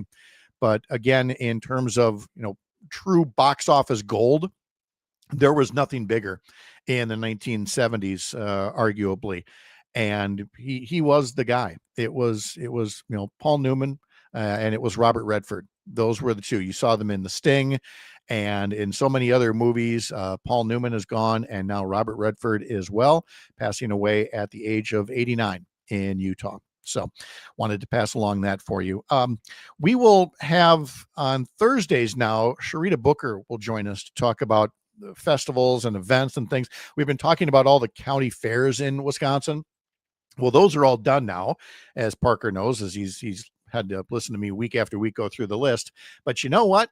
We're not done yet having fun in Wisconsin on the weekends. And so I wanted to share a few of these this weekend. For example, the Milwaukee Symphony Orchestra this weekend is playing along with the 1989 version of Batman, the movie, with Michael Keaton and Jack Nicholson, and all of the music that was composed by legendary Danny Elfman.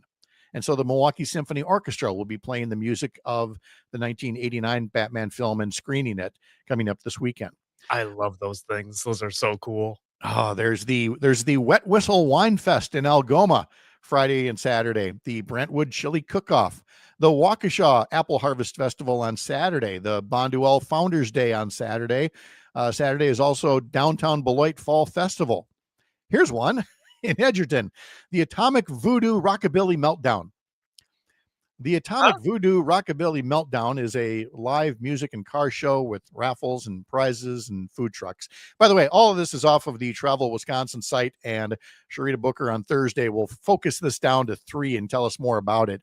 But I bring it up because last weekend we went to the Fall Festival in Eau Claire, had never been there before, and Sherry wanted to go, and I'm like, why? She's like, well, because Sharita made it sound fun. Oh, Sharita has never been there, but she makes everything sound fun. She said it's her favorite segment. Never mind, me. So there's also see if you can tell a theme with this weekend's other festivals. There's Oktoberfest here in Chippewa Falls coming up this weekend. There's Waukesha Oktoberfest. There's Munich in Manitowoc this weekend. There's Elktoberfest in Elkhart Lake. See what they did there, huh? There are Oktoberfests this weekend in Burlington, in Stevens Point, and in Three Lakes. And do you know what's happening in the Fox Cities this weekend? Irish Fest of the Fox Cities. Come on, guys. Yes. Turn the page on the calendar. I forgot about Irish Fest in the Fox. Yes, all of that is going on here. And again, over at Travel Wisconsin, you can, and then that's before the colors even start popping, when people are going to be taking their road trips. Yeah, which I'm already looking forward to. And there are leaves falling off of the tree that I parked my car next to already. Yeah, yep, I would totally see that happening. I think Alicia speaks for many, saying I had such a crush on Robert Redford in some of his younger films. Again, he was just that big a deal. And if you're a little too young for this segment, pick any one of those movies and spend some time getting to know Robert Redford this weekend. Cam Stevenson is standing by in Washington, D.C. to tell us what's happening there, along with Dan Shafer in the next hour. I'm Pat Kreitlow. This is the Civic Media Radio Network.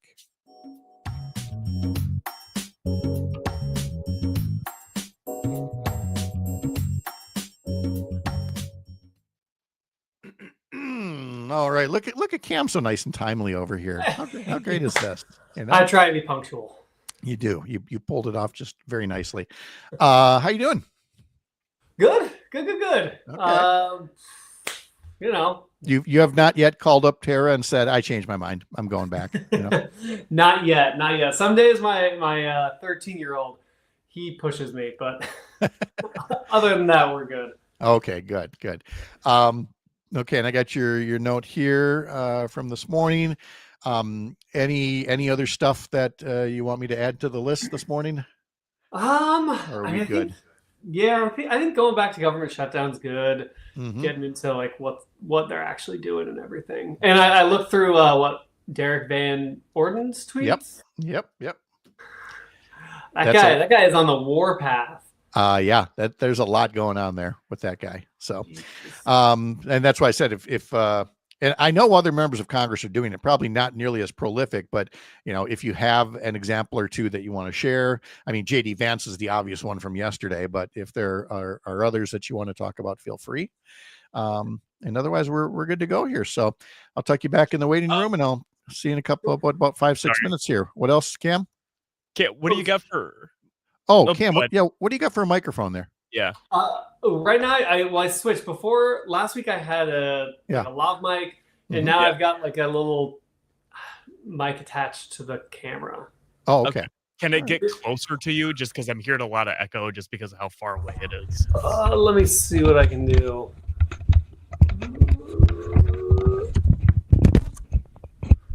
Hold on one second. Sounds like an earthquake here in Washington, D.C.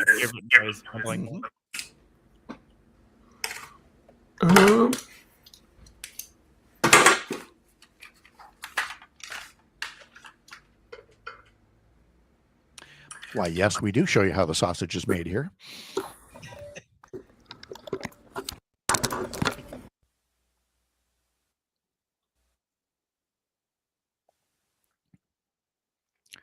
And now silence.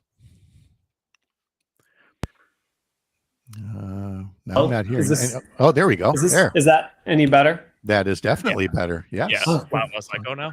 Yeah. So just keep that in your pie hole vicinity, and we'll be in good shape here. So no problem. All right. Thank you for doing that. I'll see you in a little bit. Showed art projects like this reduced crashes involving pedestrians or bicyclists by 50%. This is all part of the city's Vision Zero initiative to end traffic deaths and injuries on Madison streets. They're going to compare data from that area before and after the art. The project costs $69,000, and the money comes from Vision Zero federal grant funding. Local artist Bernie Witzak is leading the installation. All of West Dayton Street will be back open with its new look Friday at 4 o'clock. I'm Savannah Tomei Olson, 92.7 WMDX News. The Badgers back in Madison. Hi, I'm Mike Clemens with sports. College football. The Wisconsin Badgers home this Saturday against the Maryland Terrapins. Wisconsin now 2-1 after their loss in Alabama over the weekend. Baseball. Yesterday we told you Brewers manager Pat Murphy read a letter he said was from Bob Uecker to the team after they clinched the spot in the playoffs. Turns out it was another practical joke. Murphy now clarifies he wrote the letter all along, not Bob. And it's just a way to honor the man, and kind of put together some words that the players could resonate with, things that he was about, because he's a big part of this thing. And I thought it would be a nice gesture to keep him involved. We brought the picture of him celebrating with us. And, it was really about honoring him. And nobody believed in their right mind that, he could produce a letter like that at this time, but his spirit is with us. That's Pat Murphy with Sports on Mike Clemens. Catch Farm Report updates throughout the day from the Midwest Farm Report, right here on 92.7 WMDX. It is going to be mostly sunny and warm again today. We'll get to around 85 for a high this afternoon. Tonight, clear. We'll drop to 62 for a low. Tomorrow, more sunshine with a high right around 85. I'm meteorologist Sean Cable. Right now, it's 57. Hey there, Wisconsin. Tom Hartman here. Democracy is not a spectator sport, so join me each and every weekday right here on Civic Media for the Tom Hartman program from 11 a.m. to 2 p.m. Covering the news of the day and sharing ways for you to get off the sidelines and get active in your community, because change starts with you. Get involved and tune in to the Tom Hartman program Monday through Friday from 11 a.m. to 2 p.m. right here on your local Civic Media radio station. When it comes to vaping, the truth can get clouded. So let's make it clear. Vaping is not safe for youth. Because vaping can put microscopic particles into your lungs. And dangerous things like metals into your body. And nicotine, which can harm a person's brain development through their mid-20s. With appealing flavors, high nicotine levels, and lots of promotion on social media. Many kids think vaping is harmless, but it's not. So talk to your kids about 30 seconds.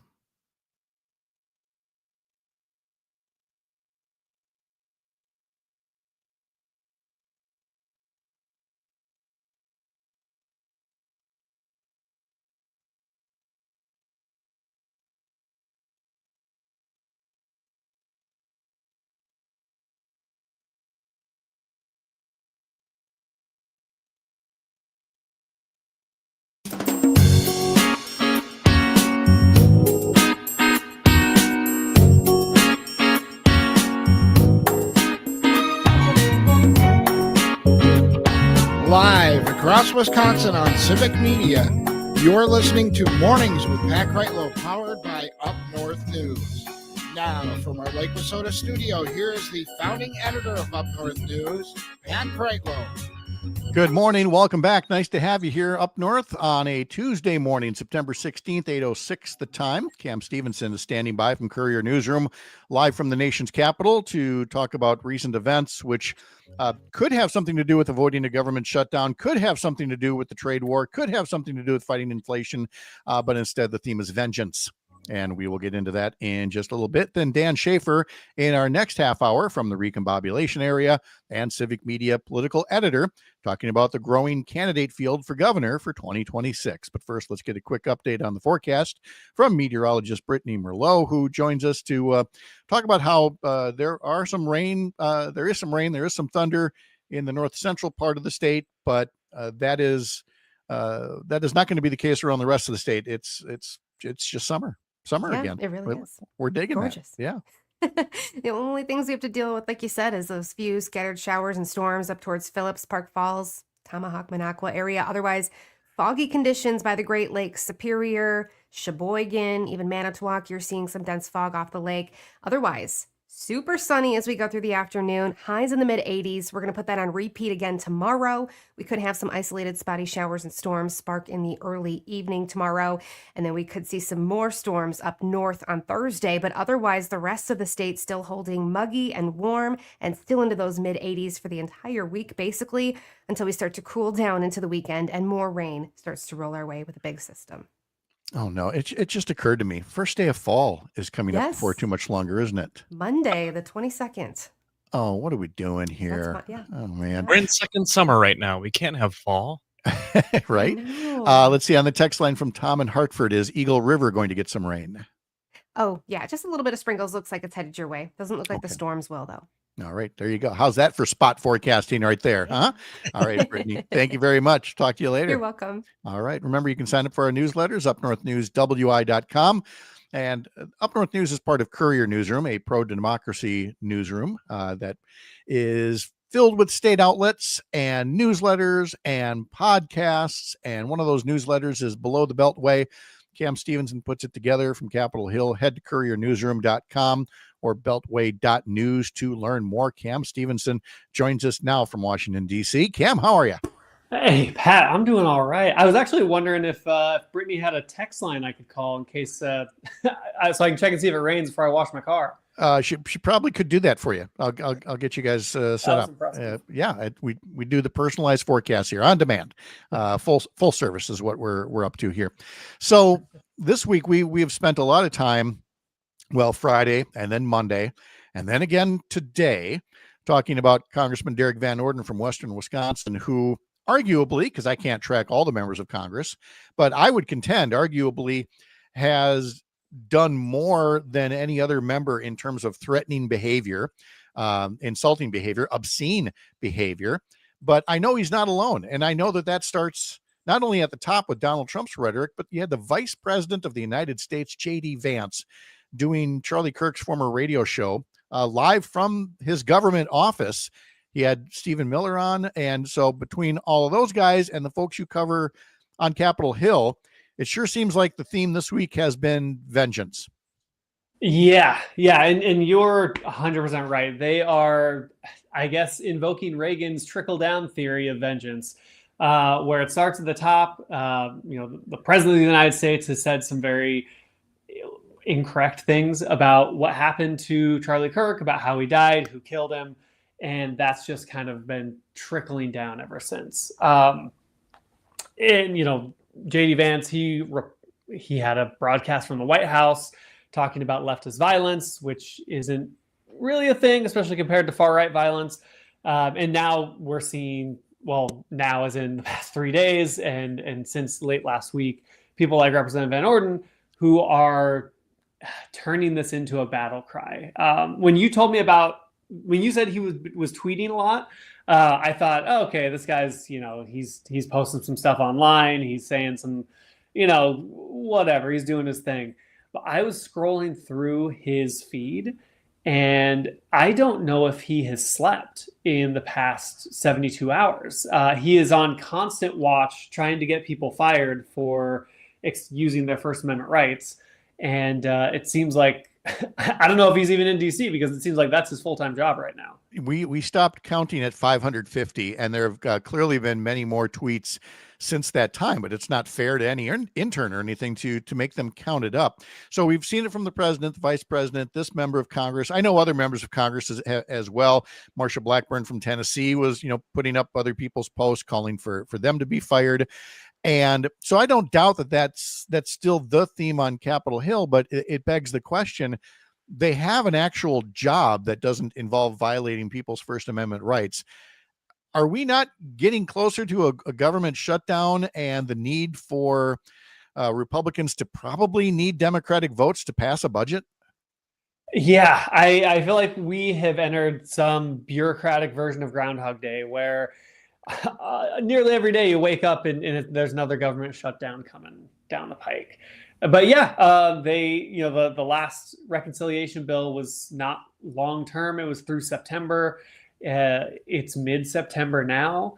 And I have heard very little about budget negotiations, but that is an important part of getting a budget passed, is actually meeting members of Congress legislating, discussing, negotiating, and compromising, which I think is going to be the hardest part, because so far under Trump's second term, Republicans in Congress seem not only allergic, but disgusted by the idea of compromise. Yes, and there was a report yesterday that the president was telling congressional Republicans to cut Democrats out of any negotiations. And look, from a coaching standpoint, I guess you could see the logic in that, is to say, look, gang, you've got the majority. If you all hang together, you can pass anything you want. But they have proven year after year after year after year, they cannot all hang together. They end up needing Democratic votes to pass something. So cutting Democrats out doesn't sound like a great idea, especially when you have these Affordable Care Act premium subsidies that were put in place during the Biden administration getting set to expire. And you had Speaker of the House Mike Johnson yesterday saying, yeah, keeping those subsidies from expiring, that's not really a priority for us right now. That's a heck of a thing for the Speaker of the House to say, is it? It really doesn't matter to us if everybody's health insurance costs go up. Yeah, well, and especially after they did something apparently even worse than compromising, which is they were able to agree on a budget a few months ago that is cutting healthcare for millions of people.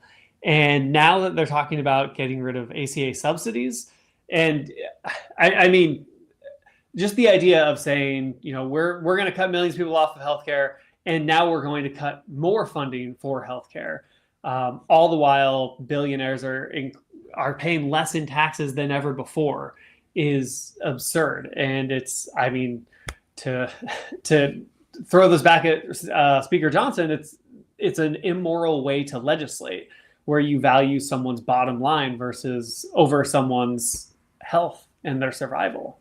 Well, yeah. And again, it deals with what's happening here in the real world. We're talking to Cam Stevenson, Courier Newsroom, political correspondent up on Capitol Hill here, about what Congress should be working on versus what they've been doing in the wake of the Charlie Kirk murder. We've certainly talked about the shutdown. We've talked about Affordable Care Act subsidy assistance expiring. Agricultural stuff is no longer as sexy on Capitol Hill as it used to be back in olden times, when you can always count on the House and Senate agriculture committees to make a big deal about what happens in rural America. But with Trump's trade war right now, and you have China, which normally purchases about $12 billion worth of soybeans, has not placed a single order yet. I'm sure there's going to be talk about bailout payments to farmers to try to keep them whole, even though their crops are going to be rotting somewhere, either in the field or in these storage bins all around the country. Have you heard any chatter like that yet, or are they still too focused on the Charlie Kirk murder to think about our farmers? I haven't heard anything about any bailouts for local farmers. What I personally think would be more likely and more in line with this administration would be an opportunity for large corporate farms to buy these struggling local farms for pennies on the dollar, to create huge conglomerates, to cut down costs for corporations and the wealthy, and not only waste all of that food, the billions of dollars of soybeans that China's not buying, it's not being sold. So not only is no one buying it, but this is all just going to waste. This is all getting thrown away in the trash while people starve. And so I haven't heard anything about what they want to do to remedy that. And I don't think that is an accident. I think that they have no intention to remedy it. Which, again, ought to be something that every family farmer across Wisconsin pays attention to, and look for any glimmer of hope that they give a damn about what's going to happen to this year's harvest and how it's going to pile up. Now, a lot of this is obviously the environment that it is in the wake of the Charlie Kirk murder. And it was, again, a horrific incident that had no justification whatsoever. But there are still these other matters out there, including the case of to what degree Donald Trump was involved with sexual predator Jeffrey Epstein. And in your newsletter, you've talked about ways that the late sexual predator Epstein, how he came to be, funded for all of his many travels and activities. And so this is all to say that you and the folks at Courier Newsroom and elsewhere, you've not taken your eye off the ball, that this Epstein case is still very relevant. Yeah, not only is it relevant, it honestly ties into what's happening right now perfectly. We keep talking about how there's these billionaires who are able to get huge tax breaks, who are able to brazenly, start consolidating even local farms and local produce. This isn't just a blatant money grab that we haven't seen in probably a century. And that's because the wealthy and powerful have been allowed to get emboldened and allowed to get away with so much. And a big part of that is what was going on with Jeffrey Epstein.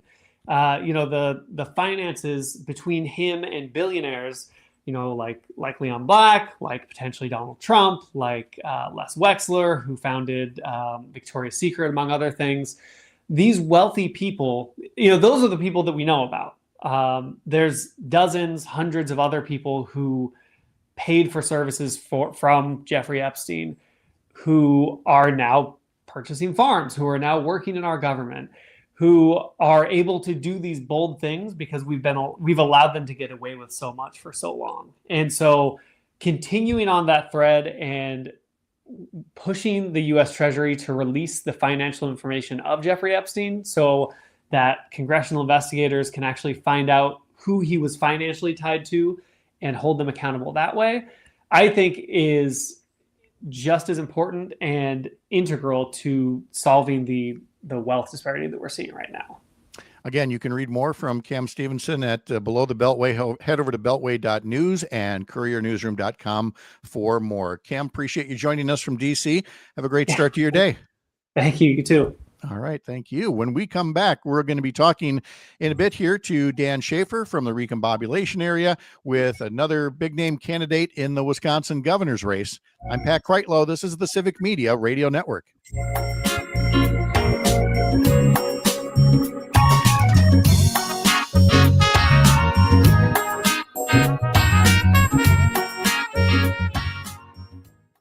All right, we are in a break, and you, sir, are good to go. Thank you as always.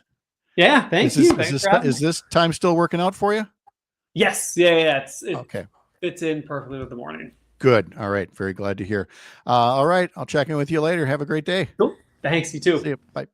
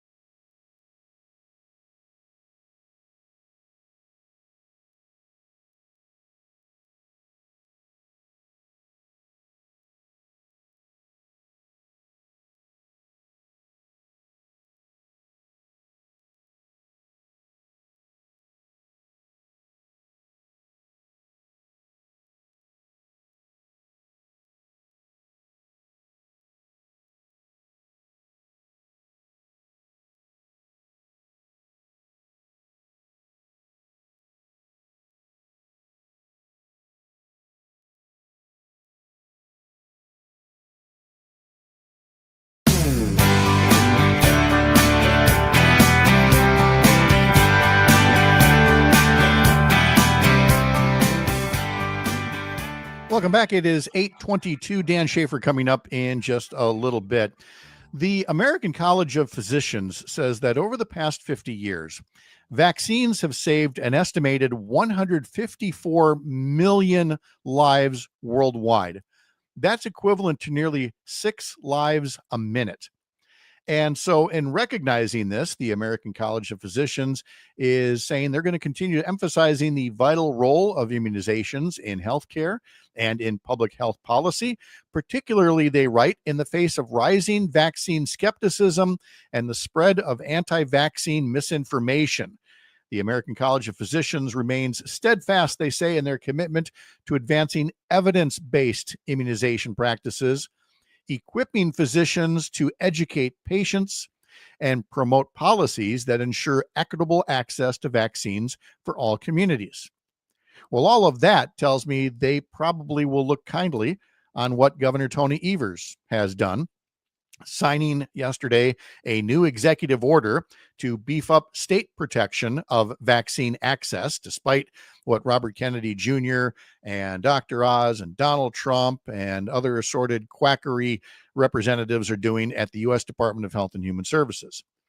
The governor on Monday signed an order directing the State Department of Health Services, that's DHS, the State Department of Health Services, to do what's necessary to ensure that Wisconsinites can have access to vaccines and keep themselves and their families safe. The governor slammed the Trump administration for its reckless and dangerous efforts to undermine science and the decisions of medical professionals and public health experts. They've caused panic and confusion around the country, the governor says, and arbitrarily limiting access to safe vaccines, including the COVID-19 vaccine. So DHS has been instructed to monitor immunization recommendations, which we know that Trump and Kennedy and others are trying to undermine. DHS is also going to issue its own guidance on the COVID vaccine, take steps to provide clarity and guidance on other routine vaccines, and help ensure that Wisconsinites have access to vaccines at their local pharmacies as well. And then this last point is the one I think needs to be emphasized a little more. The order also directs the State Office of the Commissioner of Insurance to work with health plans to develop guidance to insurers regarding safeguarding their access and limiting the cost of vaccines in various healthcare settings, including pharmacies. Well, what does that mean in plain English? It means that if there are any health insurance companies or health plans that are going to use the Robert Kennedy Jr., Donald Trump misinformation as a reason not to cover vaccines, state governments like the one in Wisconsin are going to be right there saying, not so fast, that it would work better if you went where the medical evidence is pointing rather than what a politician is telling you. Now, again, none of these are necessarily vaccine mandates, but it is a way to stave off the lack of access.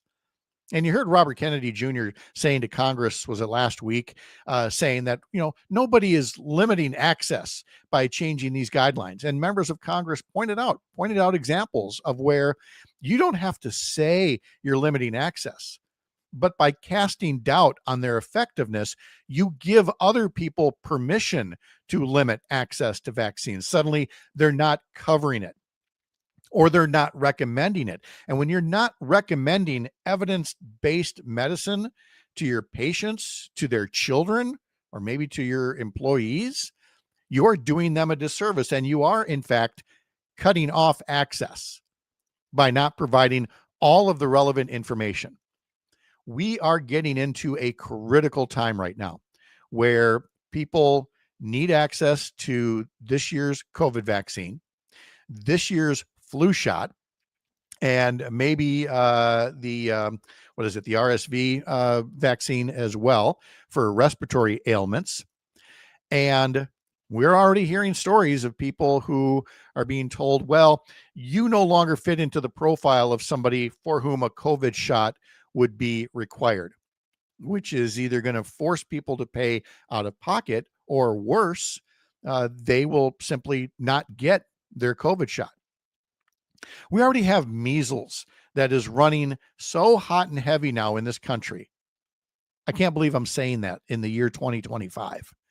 But here in Wisconsin as well, more so than almost any other state, our childhood vaccination rate for measles for incoming kindergartners has sunk so low, it no longer meets the medical definition of herd immunity, which is when you don't have 100% vaccination, but you have a high enough level that you greatly reduce the risk of transmission to people who aren't immunized because so many other people around them have been immunized. When instead you have this growing pool of people who are not immunized, this growing pool of children who are not immunized, it only increases the odds that measles will spread. And we could be seeing the same thing happen to the flu this winter. We could see the same thing happening to COVID-19 this winter. COVID is still very much around us. We've all seen that people are getting it, and it's not just people who are 65 and frail, the kind of people that the Robert Kennedys of the world are very happy to throw to the wolves. For the rest of us who would like to keep our family and friends healthy, it is worth it if you hear somebody talking about not getting their flu shot, if you hear somebody talking about not getting the COVID vaccine.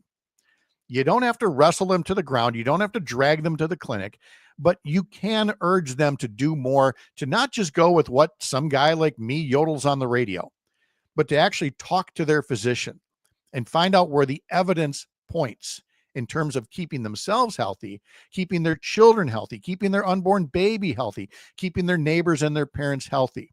There are better ways to do this than to listen to the ramblings of Robert Kennedy Jr. and Donald Trump. Dan Shafer from the Recombobulation Area is coming up next. I'm Pat Kreitlow. This is the Civic Media Radio Network.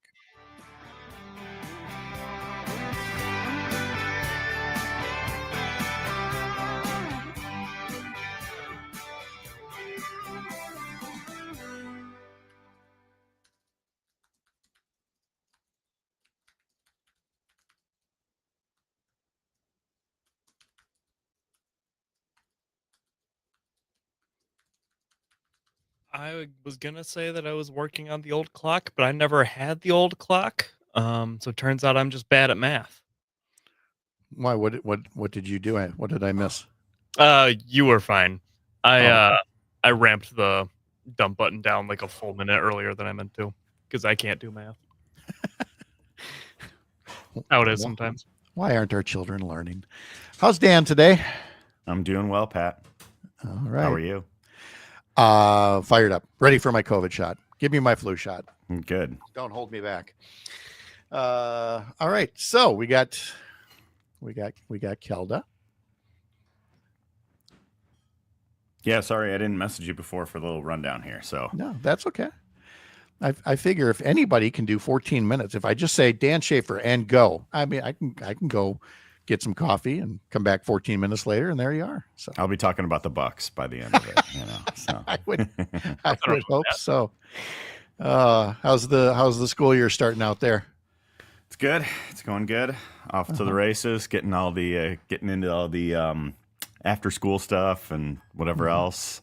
Mm-hmm. I'll be coaching a little girls basketball this year, so excited about that. Oh, nice. What age? Grades 1 to 3. Okay. All right. Good. So we're going to learn on finding the hoop. Yes. I mean, baby steps. You know? Okay. Yeah. Sounds good. All right. Well, a lot of spread pick and roll, really complicated defensive arrangements. Yeah. Right. Yeah. This is a hoop. Yeah. Oh man. Okay. Let's see. So got that. Is there, because again, I mean, Van Orden is a creature all to himself, and you probably are looking more widely at whether Brian Style, Tony Weed, Scott Fitzgerald, Glenn Grothman, Tom Tiffany, are they engaged in anything remotely close to this in terms of threats or, ramping up the rhetoric? I mean, Tiffany is continuing the rhetoric that he's always had, but I don't think anyone else has ramped it up even in the neighborhood that Van Orden is. So, oh wait, I gotta do the question of the week. That's right. that. Let me dig that up because that's a fun one. I have broken people with the question of the week this week. They are not happy with me. It's not for the reason that you think it is. It's not for the no, it's not. That's not getting angry emails about his politics. Nope, not that. They want to express their anger even more at somebody, and they're not getting that opportunity. So let's see. Although the number of responses is really something here. That's when you talk Ron Johnson and conspiracies, people want to speak out. Okay, so we got that going. Whenever I do radio in Chicago, it's become like a regular segment to just like, what did our crazy senator do this week? What did Ron Johnson say now? Yeah. Oh yeah, yep. Even people outside of Wisconsin know us for, Ron Tony Johnson makes a great point. They aren't disavowing what Van Orden says. They all vote the same way, same outcome, and that's true. We don't have a single Republican who's saying, "Hey guys, maybe our buddy Derek needs to tone it down." There is nobody doing that. All righty, we got 60 seconds. Just going to throw it out real quick. Did you see that Tim Walz is going to run for a third governor term? No, I did not. Now you know. Breaking news.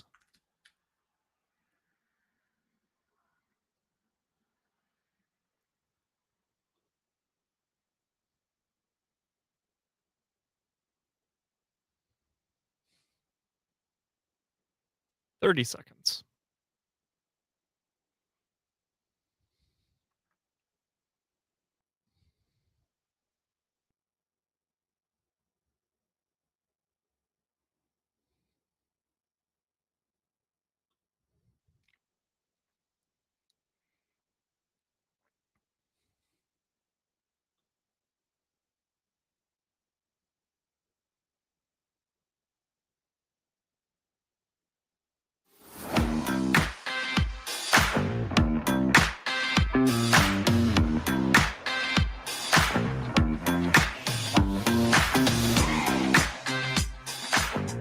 Milwaukee Brewers are back in action after an off day, starting a 3-game series with the Los Angeles Angels tonight, tomorrow night, Thursday night. Coverage begins at 6:05 each evening on Civic Media stations around the network. Head over to the Civic Media website, civicmedia.us, to learn more. And while you're online, head over to the Up North News website, upnorthnewswi.com, and sign up for our newsletters, including our Sunday morning newsletter, which features our question of the week. And for that, we'll bring in Dan Shafer, Civic Media's political editor and founder of the Recombobulation Area. Dan Shafer, how are you this morning? I'm doing well, Mr. Kreitlow. Always wonderful to join you here on Mornings with Pat Kreitlow. Fun having you here. Let's get into this. I broke my listeners. I broke some of our newsletter readers in asking the question of the week and the way that I worded it. Now, I know you caught, Dan, last week that Ron Johnson was again encouraging the conspiracy theory that maybe it was more than 2 planes that brought down the World Trade Center. That there's that theory that Building 7 had all these explosives in the basement or something along those lines. And so here he's doing this on the anniversary of 9/11. And I asked in our newsletter, if you could get Ron Johnson to stop talking forever about just one of these conspiracies, what would it be? Option A, the COVID vaccine is dangerous and ivermectin isn't getting used enough because of a conspiracy. B, claims about Russian involvement in the 2016 election on Trump's behalf are part of a conspiracy. C, the 2020 election results are faulty because of some conspiracy, when Johnson actually had a potential role in Trump's attempted coup. Option D, the 9/11 attack on the World Trade Center involved more than 2 airplanes, and a conspiracy is preventing us from learning more. I asked people to pick one. I cannot tell you how many people have written back in going, I can't pick one. You have to give us an all of the above option. Yeah, folks were not happy about it. Not mad at me, but just like, how do you pick one of these coming from the senior senator from the state of Wisconsin? He sure has become one of the chief conspiracy peddlers in the United States government. That's for sure. And most of these are so obviously absurd and ridiculous that it almost isn't even worth talking about. I'm gonna give my own answer and answer E. Okay. Are you ready, Pat? Yes. I'm going to say that the conspiracy to get rid of for Ron Johnson is that trickle-down economics works. Oh, very nice. Okay, that was very well played. And he loves that one, and of course was able to pass that big old bloated budget bill to prove it. And now we get to careen toward another government shutdown. For all the talk about the Charlie Kirk murder, and of course we will get to that, and Derek Van Orden's reaction and everything else, while we're on the subject of things they could be doing otherwise, I mean, a government shutdown is looming out there. And I would expect, once again, Ron Johnson is probably going to be cheerleader number one for that. He's never seen a government shutdown he didn't like. Yeah, he always seems to want to be, I guess, more open to this than anything else, because he doesn't really actually want to fund a lot of government programs. And so he's always wanting to cut spending. And or we got to worry about the debt right until a bill that would massively slash taxes is going to explode the debt. And then he's going to vote for it every single time. So, I'm interested to see how Democrats play whatever leverage that they might have with this shutdown battle that is looming ahead of us. But we can, I think at this point, Ron Johnson, the 15 years that we've seen of him in office, we can kind of expect how he's going to operate in these types of scenarios, can't we? Yes, we do. We definitely have a look at that. All right, let's take a break from Congress. We've talked so much about Van Orden. We will get back to it, but we had some more recent news with yesterday's entry into the governor's race of State Senator Kelda Roys. She's a frequent guest here on Civic Media on all the various shows, and got into the race to, surprising nobody. She's run for office before, but for whatever reasons picked this week to launch her campaign. Tell us a bit about what we think we can expect from Senator Kelda Roys and how the Democratic primary contest is starting to shape up. What do you think of it? Yeah, these announcements are ramping up after Labor Day. We were talking about in the summer that some of these candidates who said, yes, I'm planning to run, I'm planning to announce. And we talked about how that's probably not going to happen right in the middle of August when people are maybe not paying as much attention to the political news cycle. Once they get back to school, back to, the regular fall news cycle, that we expect some of these to ramp up. So we had David Crowley last week we were talking about on this show, and then this week, Kelda Roys. I imagine we're going to get more announcements in the coming days and weeks as well. But Kelda Roys, I think, obviously she ran in 2018 for governor, didn't make it out of the Democratic primary, but had a pretty strong showing. And then I think, one of the things that I really have been impressed by with Kelda Roys is the job that she has done in the state Senate and on the Joint Finance Committee. She, in the period in between gubernatorial runs, I guess you could say, she has really gotten a whole lot better as a politician. I think she's really gotten better as a legislator, and speaks to a lot of these issues. She's had a lot of really standout moments in the Joint Finance Committee and things like that. And I think she's in her second term as a state senator representing the 26th district in Madison, and I think that is going to help her in this campaign, in her prospects for winning a primary, because I think the work that she has done since 2020. Since she has been on in the state Senate on Joint Finance Committee, there's a lot to point to that she's been able to accomplish, and I think she can also speak to, just the challenges that reside in the halls of the Wisconsin state legislature in the Republican-controlled, Senate and Assembly that has dominated state politics for the better part of the last 15 years. So, I'm interested to see what type of endorsements she might pick up over the course of this.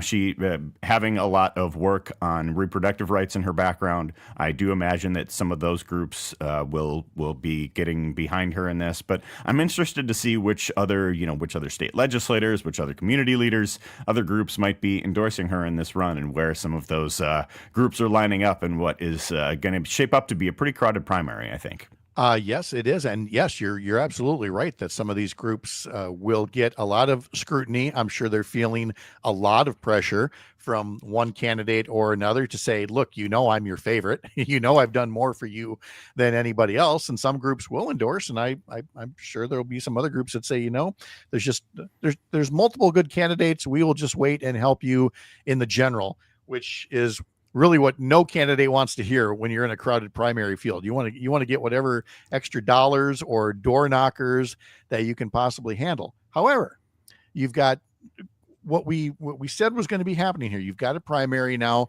for governor in both parties. You're going to have a primary in some of these other seats. We had Jocasta Zamaripa on yesterday running for Secretary of State. There is already another Democrat, I believe, a young man from the Stevens Point area who is in the race.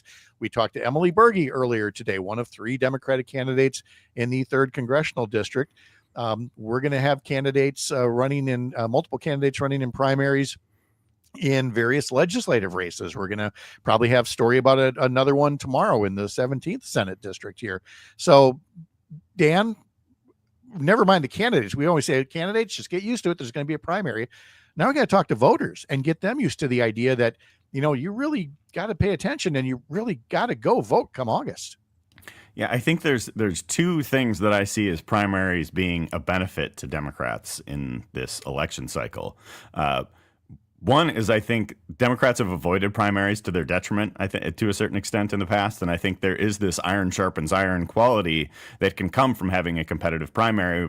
If you're tested in the primary, that's going to have you more ready for the general election. And I think we've seen a number of examples of that over the years. And I think that is one piece of it. But another piece, too, I think speaks to the changing media environment that we all live in. And I think part of what is so what the Trump and MAGA Republicans have understood in ways that Democrats have not is that we are living in an attention economy now, and we need to get people's attention, and that is a real competition. And I think Republicans are very good at getting people's attention. They're not very good at governing, but they're very good at getting people's attention. And I think primaries in this sense can get people's attention. If there's competition here, if people are like choosing their candidate or rooting for their person or wanting to see a debate or whatever it might be, I think there is a benefit to that would get people looking at what Democrats are doing and saying in ways that they might not be able to break through otherwise. And I think these primaries that we are could be having next year in Wisconsin, I don't love that our primary is in August. I wish it was part of the April spring election. That's perhaps a conversation for another time. But I think that there is a lot to be gained from a primary. And I think in Wisconsin, you're right, we're going to be looking at a lot of state Senate primaries, congressional primaries, and then all of the statewide office holders going through, and all of that. We're going to have governor, lieutenant governor, secretary of state, and maybe state treasurer even has a primary. Who knows? But I think these can be a very good thing for Democrats. And we still don't know what Josh Kaul's going to do. So we don't know what Josh Kaul's going to do. That's right. Primary for attorney general. Alicia notes on YouTube, there's a primary in the 8th Congressional District on the Democratic side for the first time in a while as well. And so again, this is just the nature of a primary, though. And one of the potential drawbacks is that there will be people who, they all want a fighter, and they're, at the risk of almost running a purity test. And to that end, there was an article in the Milwaukee Journal Sentinel all about Scott Walker's reaction to the Charlie Kirk assassination and talking about, the security for, conservative activists. And quoted in there, I heard from somebody else, they were really unhappy that Milwaukee County Executive David Crowley, who's running for governor, had a quote on WISN where he said, "We need to stop the violent political rhetoric on both sides of the aisle." When he asked if some Republicans suggesting some Democrats are to blame, Crowley said, "It's unfortunate that we're literally pointing the finger at partisanship. We shouldn't be focusing on what political beliefs people have on who to blame when it comes down to this." And again, that may be the right things in the moment, but there were definitely people unhappy that he both sidesed a quote about, violent political rhetoric on both sides when, the record does not indicate that is so. You're right. The record does not indicate, but I tend to agree with the Milwaukee County executive on this point, and I think we need to celebrate the leaders who are looking to calm things down and have a rational conversation about things. And I do think, yes, we can say that there's been more violent rhetoric coming from the right, but I think we would be wrong to say that it is only coming from the right. I think we do need to recognize that there are certain problems on the left as well, and I think we need to recognize that and not overlook it in this conversation too. I think there are pieces that we need to, we ran this piece at the Recombobulation Area last week from Emily Cephos talking about how so much of the reaction that we've seen since Charlie Kirk's death has been amounted to this trying to score points in this endless online game. I think we just need to stop running around in circles about this and just, I think we all need to grieve collectively that political violence in America is on the rise and it is a bad thing and we need to condemn it and it needs to stop. Dan Shafer, political editor for Civic Media and founder of the Recombobulation Area, is with us. We will get into Derek Van Orden's reaction, the ongoing stream of obscenities and threats as part of it. And of course, we'll get into girls basketball coaching as well. Still some more final news and notes here from Lake Wissota coming up on the Civic Media Radio Network.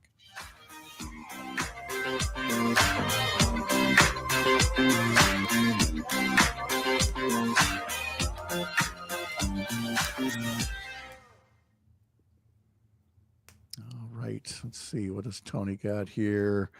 Violence is bad.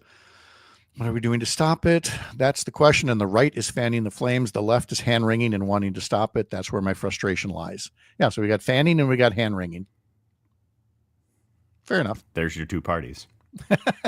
kind of, sort of. Yeah. All right. So we got this. All right. You want to do a little thought on Tim Walz running for a third term? Sure. Yeah. Since I just saw him at Idea Fest on Friday, I can talk about what he had to say there too. Perfect. Okay. All right. So we got that. So Walz, DVO, sports. Unless I'm missing anything. I don't think so. I think we're good. All right. So what do we got? 2.5 minutes. See you in a bit.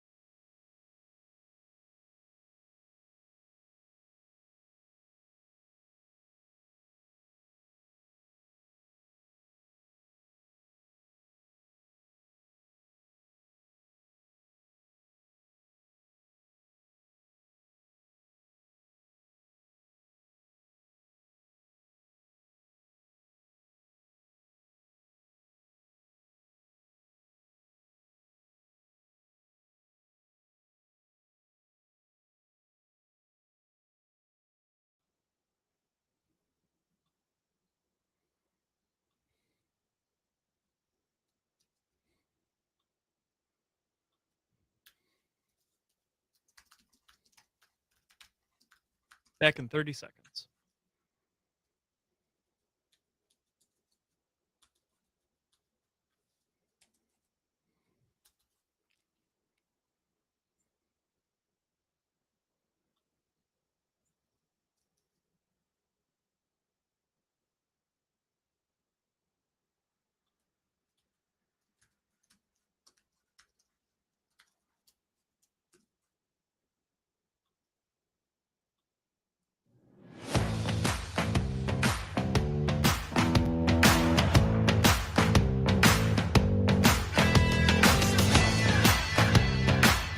Tomorrow on the program, we've got Bryn Horton from the Wisconsin Public Education Network talking about what kinds of education-related bills are hanging out at the state capitol, looking for action now that the state budget bill is done. Some would do some good, some not so much. But also tomorrow, we will have State Representative Francesca Hong, who's been teasing that she has some kind of an announcement to make tomorrow, and Corinne Hendrickson. Corinne has been on the show many times from New Glarus talking about the issue of childcare. And she too says there's an announcement that she wants to make tomorrow. So a very busy day coming up on the program. Jim in Appleton on the text line says, yep, unilateral disarmament again. When, oh, when will the Democratic Party and all of its pundits play the game they are in and not the one they wish they were in? I've been waiting for 40 years now. Jim, we appreciate that. You can text us through the Civic Media app anytime and use the voice note feature as well.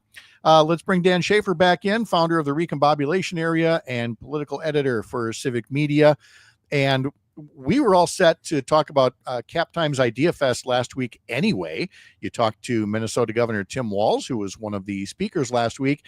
Now comes the breaking news that Governor Tim Walz has decided he will run for a third term as Minnesota governor, which will not be a slam dunk for him. There are some headwinds for him in Minnesota, but what was your conversation like, Dan, with the Minnesota governor? Well, it was at Cap Times Idea Fest. He sat down on stage on Friday night with John Nichols from the Cap Times to speak about his run as VP and a whole host of other things. And while discussing that, he did touch on his political future as well. There was a question about that, asking about running for re-election, and Tim Walz said that he's going to make a decision soon and notes that no one has ever won a third term as Minnesota governor. And he said, it sure doesn't seem like now is the time to leave the field with all that's going on. So not surprised at all to see today that our neighbor to the west is our friend Tim Walz is running for a third term after some of those comments that he made there. And overall, I thought it was a really interesting discussion. He's obviously had a pretty unique perspective on political violence this summer, given what has happened to one of his closest political allies, Melissa Hortman, when she was assassinated along with her husband in their home. And he talked a lot about the different reactions nationally to that assassination and the one that we saw last week with Charlie Kirk. And I think there was, he talked a little bit about how some of the different reactions, how there is not a shared humanity in mourning some of these losses the way that there should be. And I think the governor is right to point that out. Without a doubt. And of course, the ongoing story of Congressman Derek Van Orden's reaction continues to loom out here simply because, again, of its sheer recklessness and the appearance, again, of a member of the government wanting to infringe on people's First Amendment rights. You look at the rest of the congressional delegation probably more so than I do. Of all the other Republicans, is anybody even approaching Derek Van Orden in terms of the vile language, the invectives, the obscenity, the threats, anything like that? I think it really, I think Tom Tiffany to a certain extent has, continued the type of rhetoric that we've seen from him, but I don't think it's come close to reaching I was going to say heights, but I suppose I should say depths of what Derek Van Orden has been saying over the past few days. He is really in his own category. And I think it goes to show that he is more of an outlier than anybody else in this. Like, I think there are more people talking about wanting to, calm down the rhetoric and take down the temperature and all of these different things. And I think Van Orden has been the outlier in going the other direction. But at the same time, there's also, it doesn't seem to be anybody on his side telling him, hey, maybe cool it with several hundred tweets a day about whatever witch hunts or the types of things that he's been talking about on his Twitter feed. I'm still going to call it Twitter. I think it's problematic, but it's also just like, is he actually going to do anything about this, or is he just like saying stuff? And I think that's the real divide with Van Orden, because he's not a particularly active legislator. No. And so, I mean, it would be a full-time job just to try to follow up on every single one of these threats to defund this person, this group, this city. And so consequently, you realize he's wasting time. He's wasting his time. He's wasting our resources, which, again, is par for the course, but really gives you insight into the character of the man. Brewers clinched a playoff spot over the weekend. They are looking really hard to get past whatever first round of the playoffs they happen to be in. Are we feeling good about that, or are we careening toward the postseason, with a sense of nervousness given our past? I mean, if you don't have a sense of nervousness going into the playoffs, you're not a Milwaukee Brewers fan. But Fair enough. We're hoping to host a lot of home games here in Milwaukee for the playoffs coming up. So I hope they're able to get the home field advantage. Hope they're able to win that division. And I just let's get that bullpen healthy. I'm a little bit worried about some of the injuries that they've had in that bullpen. We need a good bullpen, good healthy bullpen going into the playoffs. And I think if anything about the Brewers right now, that's what's making me nervous. Rightly so. And still a little too soon to talk Milwaukee Bucks. So why don't we get to your other favorite basketball team, which is whatever girls basketball team you're going to be coaching. How's it looking, Coach? You got the clipboard ready? We're getting together for some. Yeah, I'm going to be coaching some girls basketball this year. I have as many of your listeners may know, a girl dad. I have two daughters, and my oldest of the two is getting interested in some basketball. Must be all hundreds of Bucks games that have been on in the background in our house over the past however many years, all the time. So I've successfully brainwashed her into being a basketball fan, and now we'll be coaching this fall.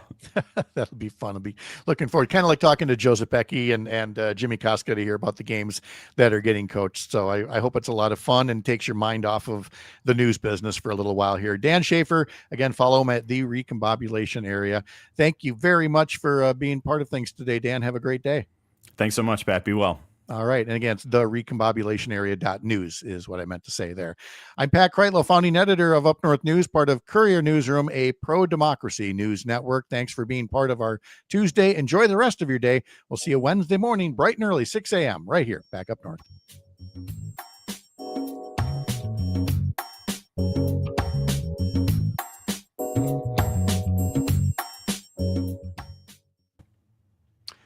And there we go.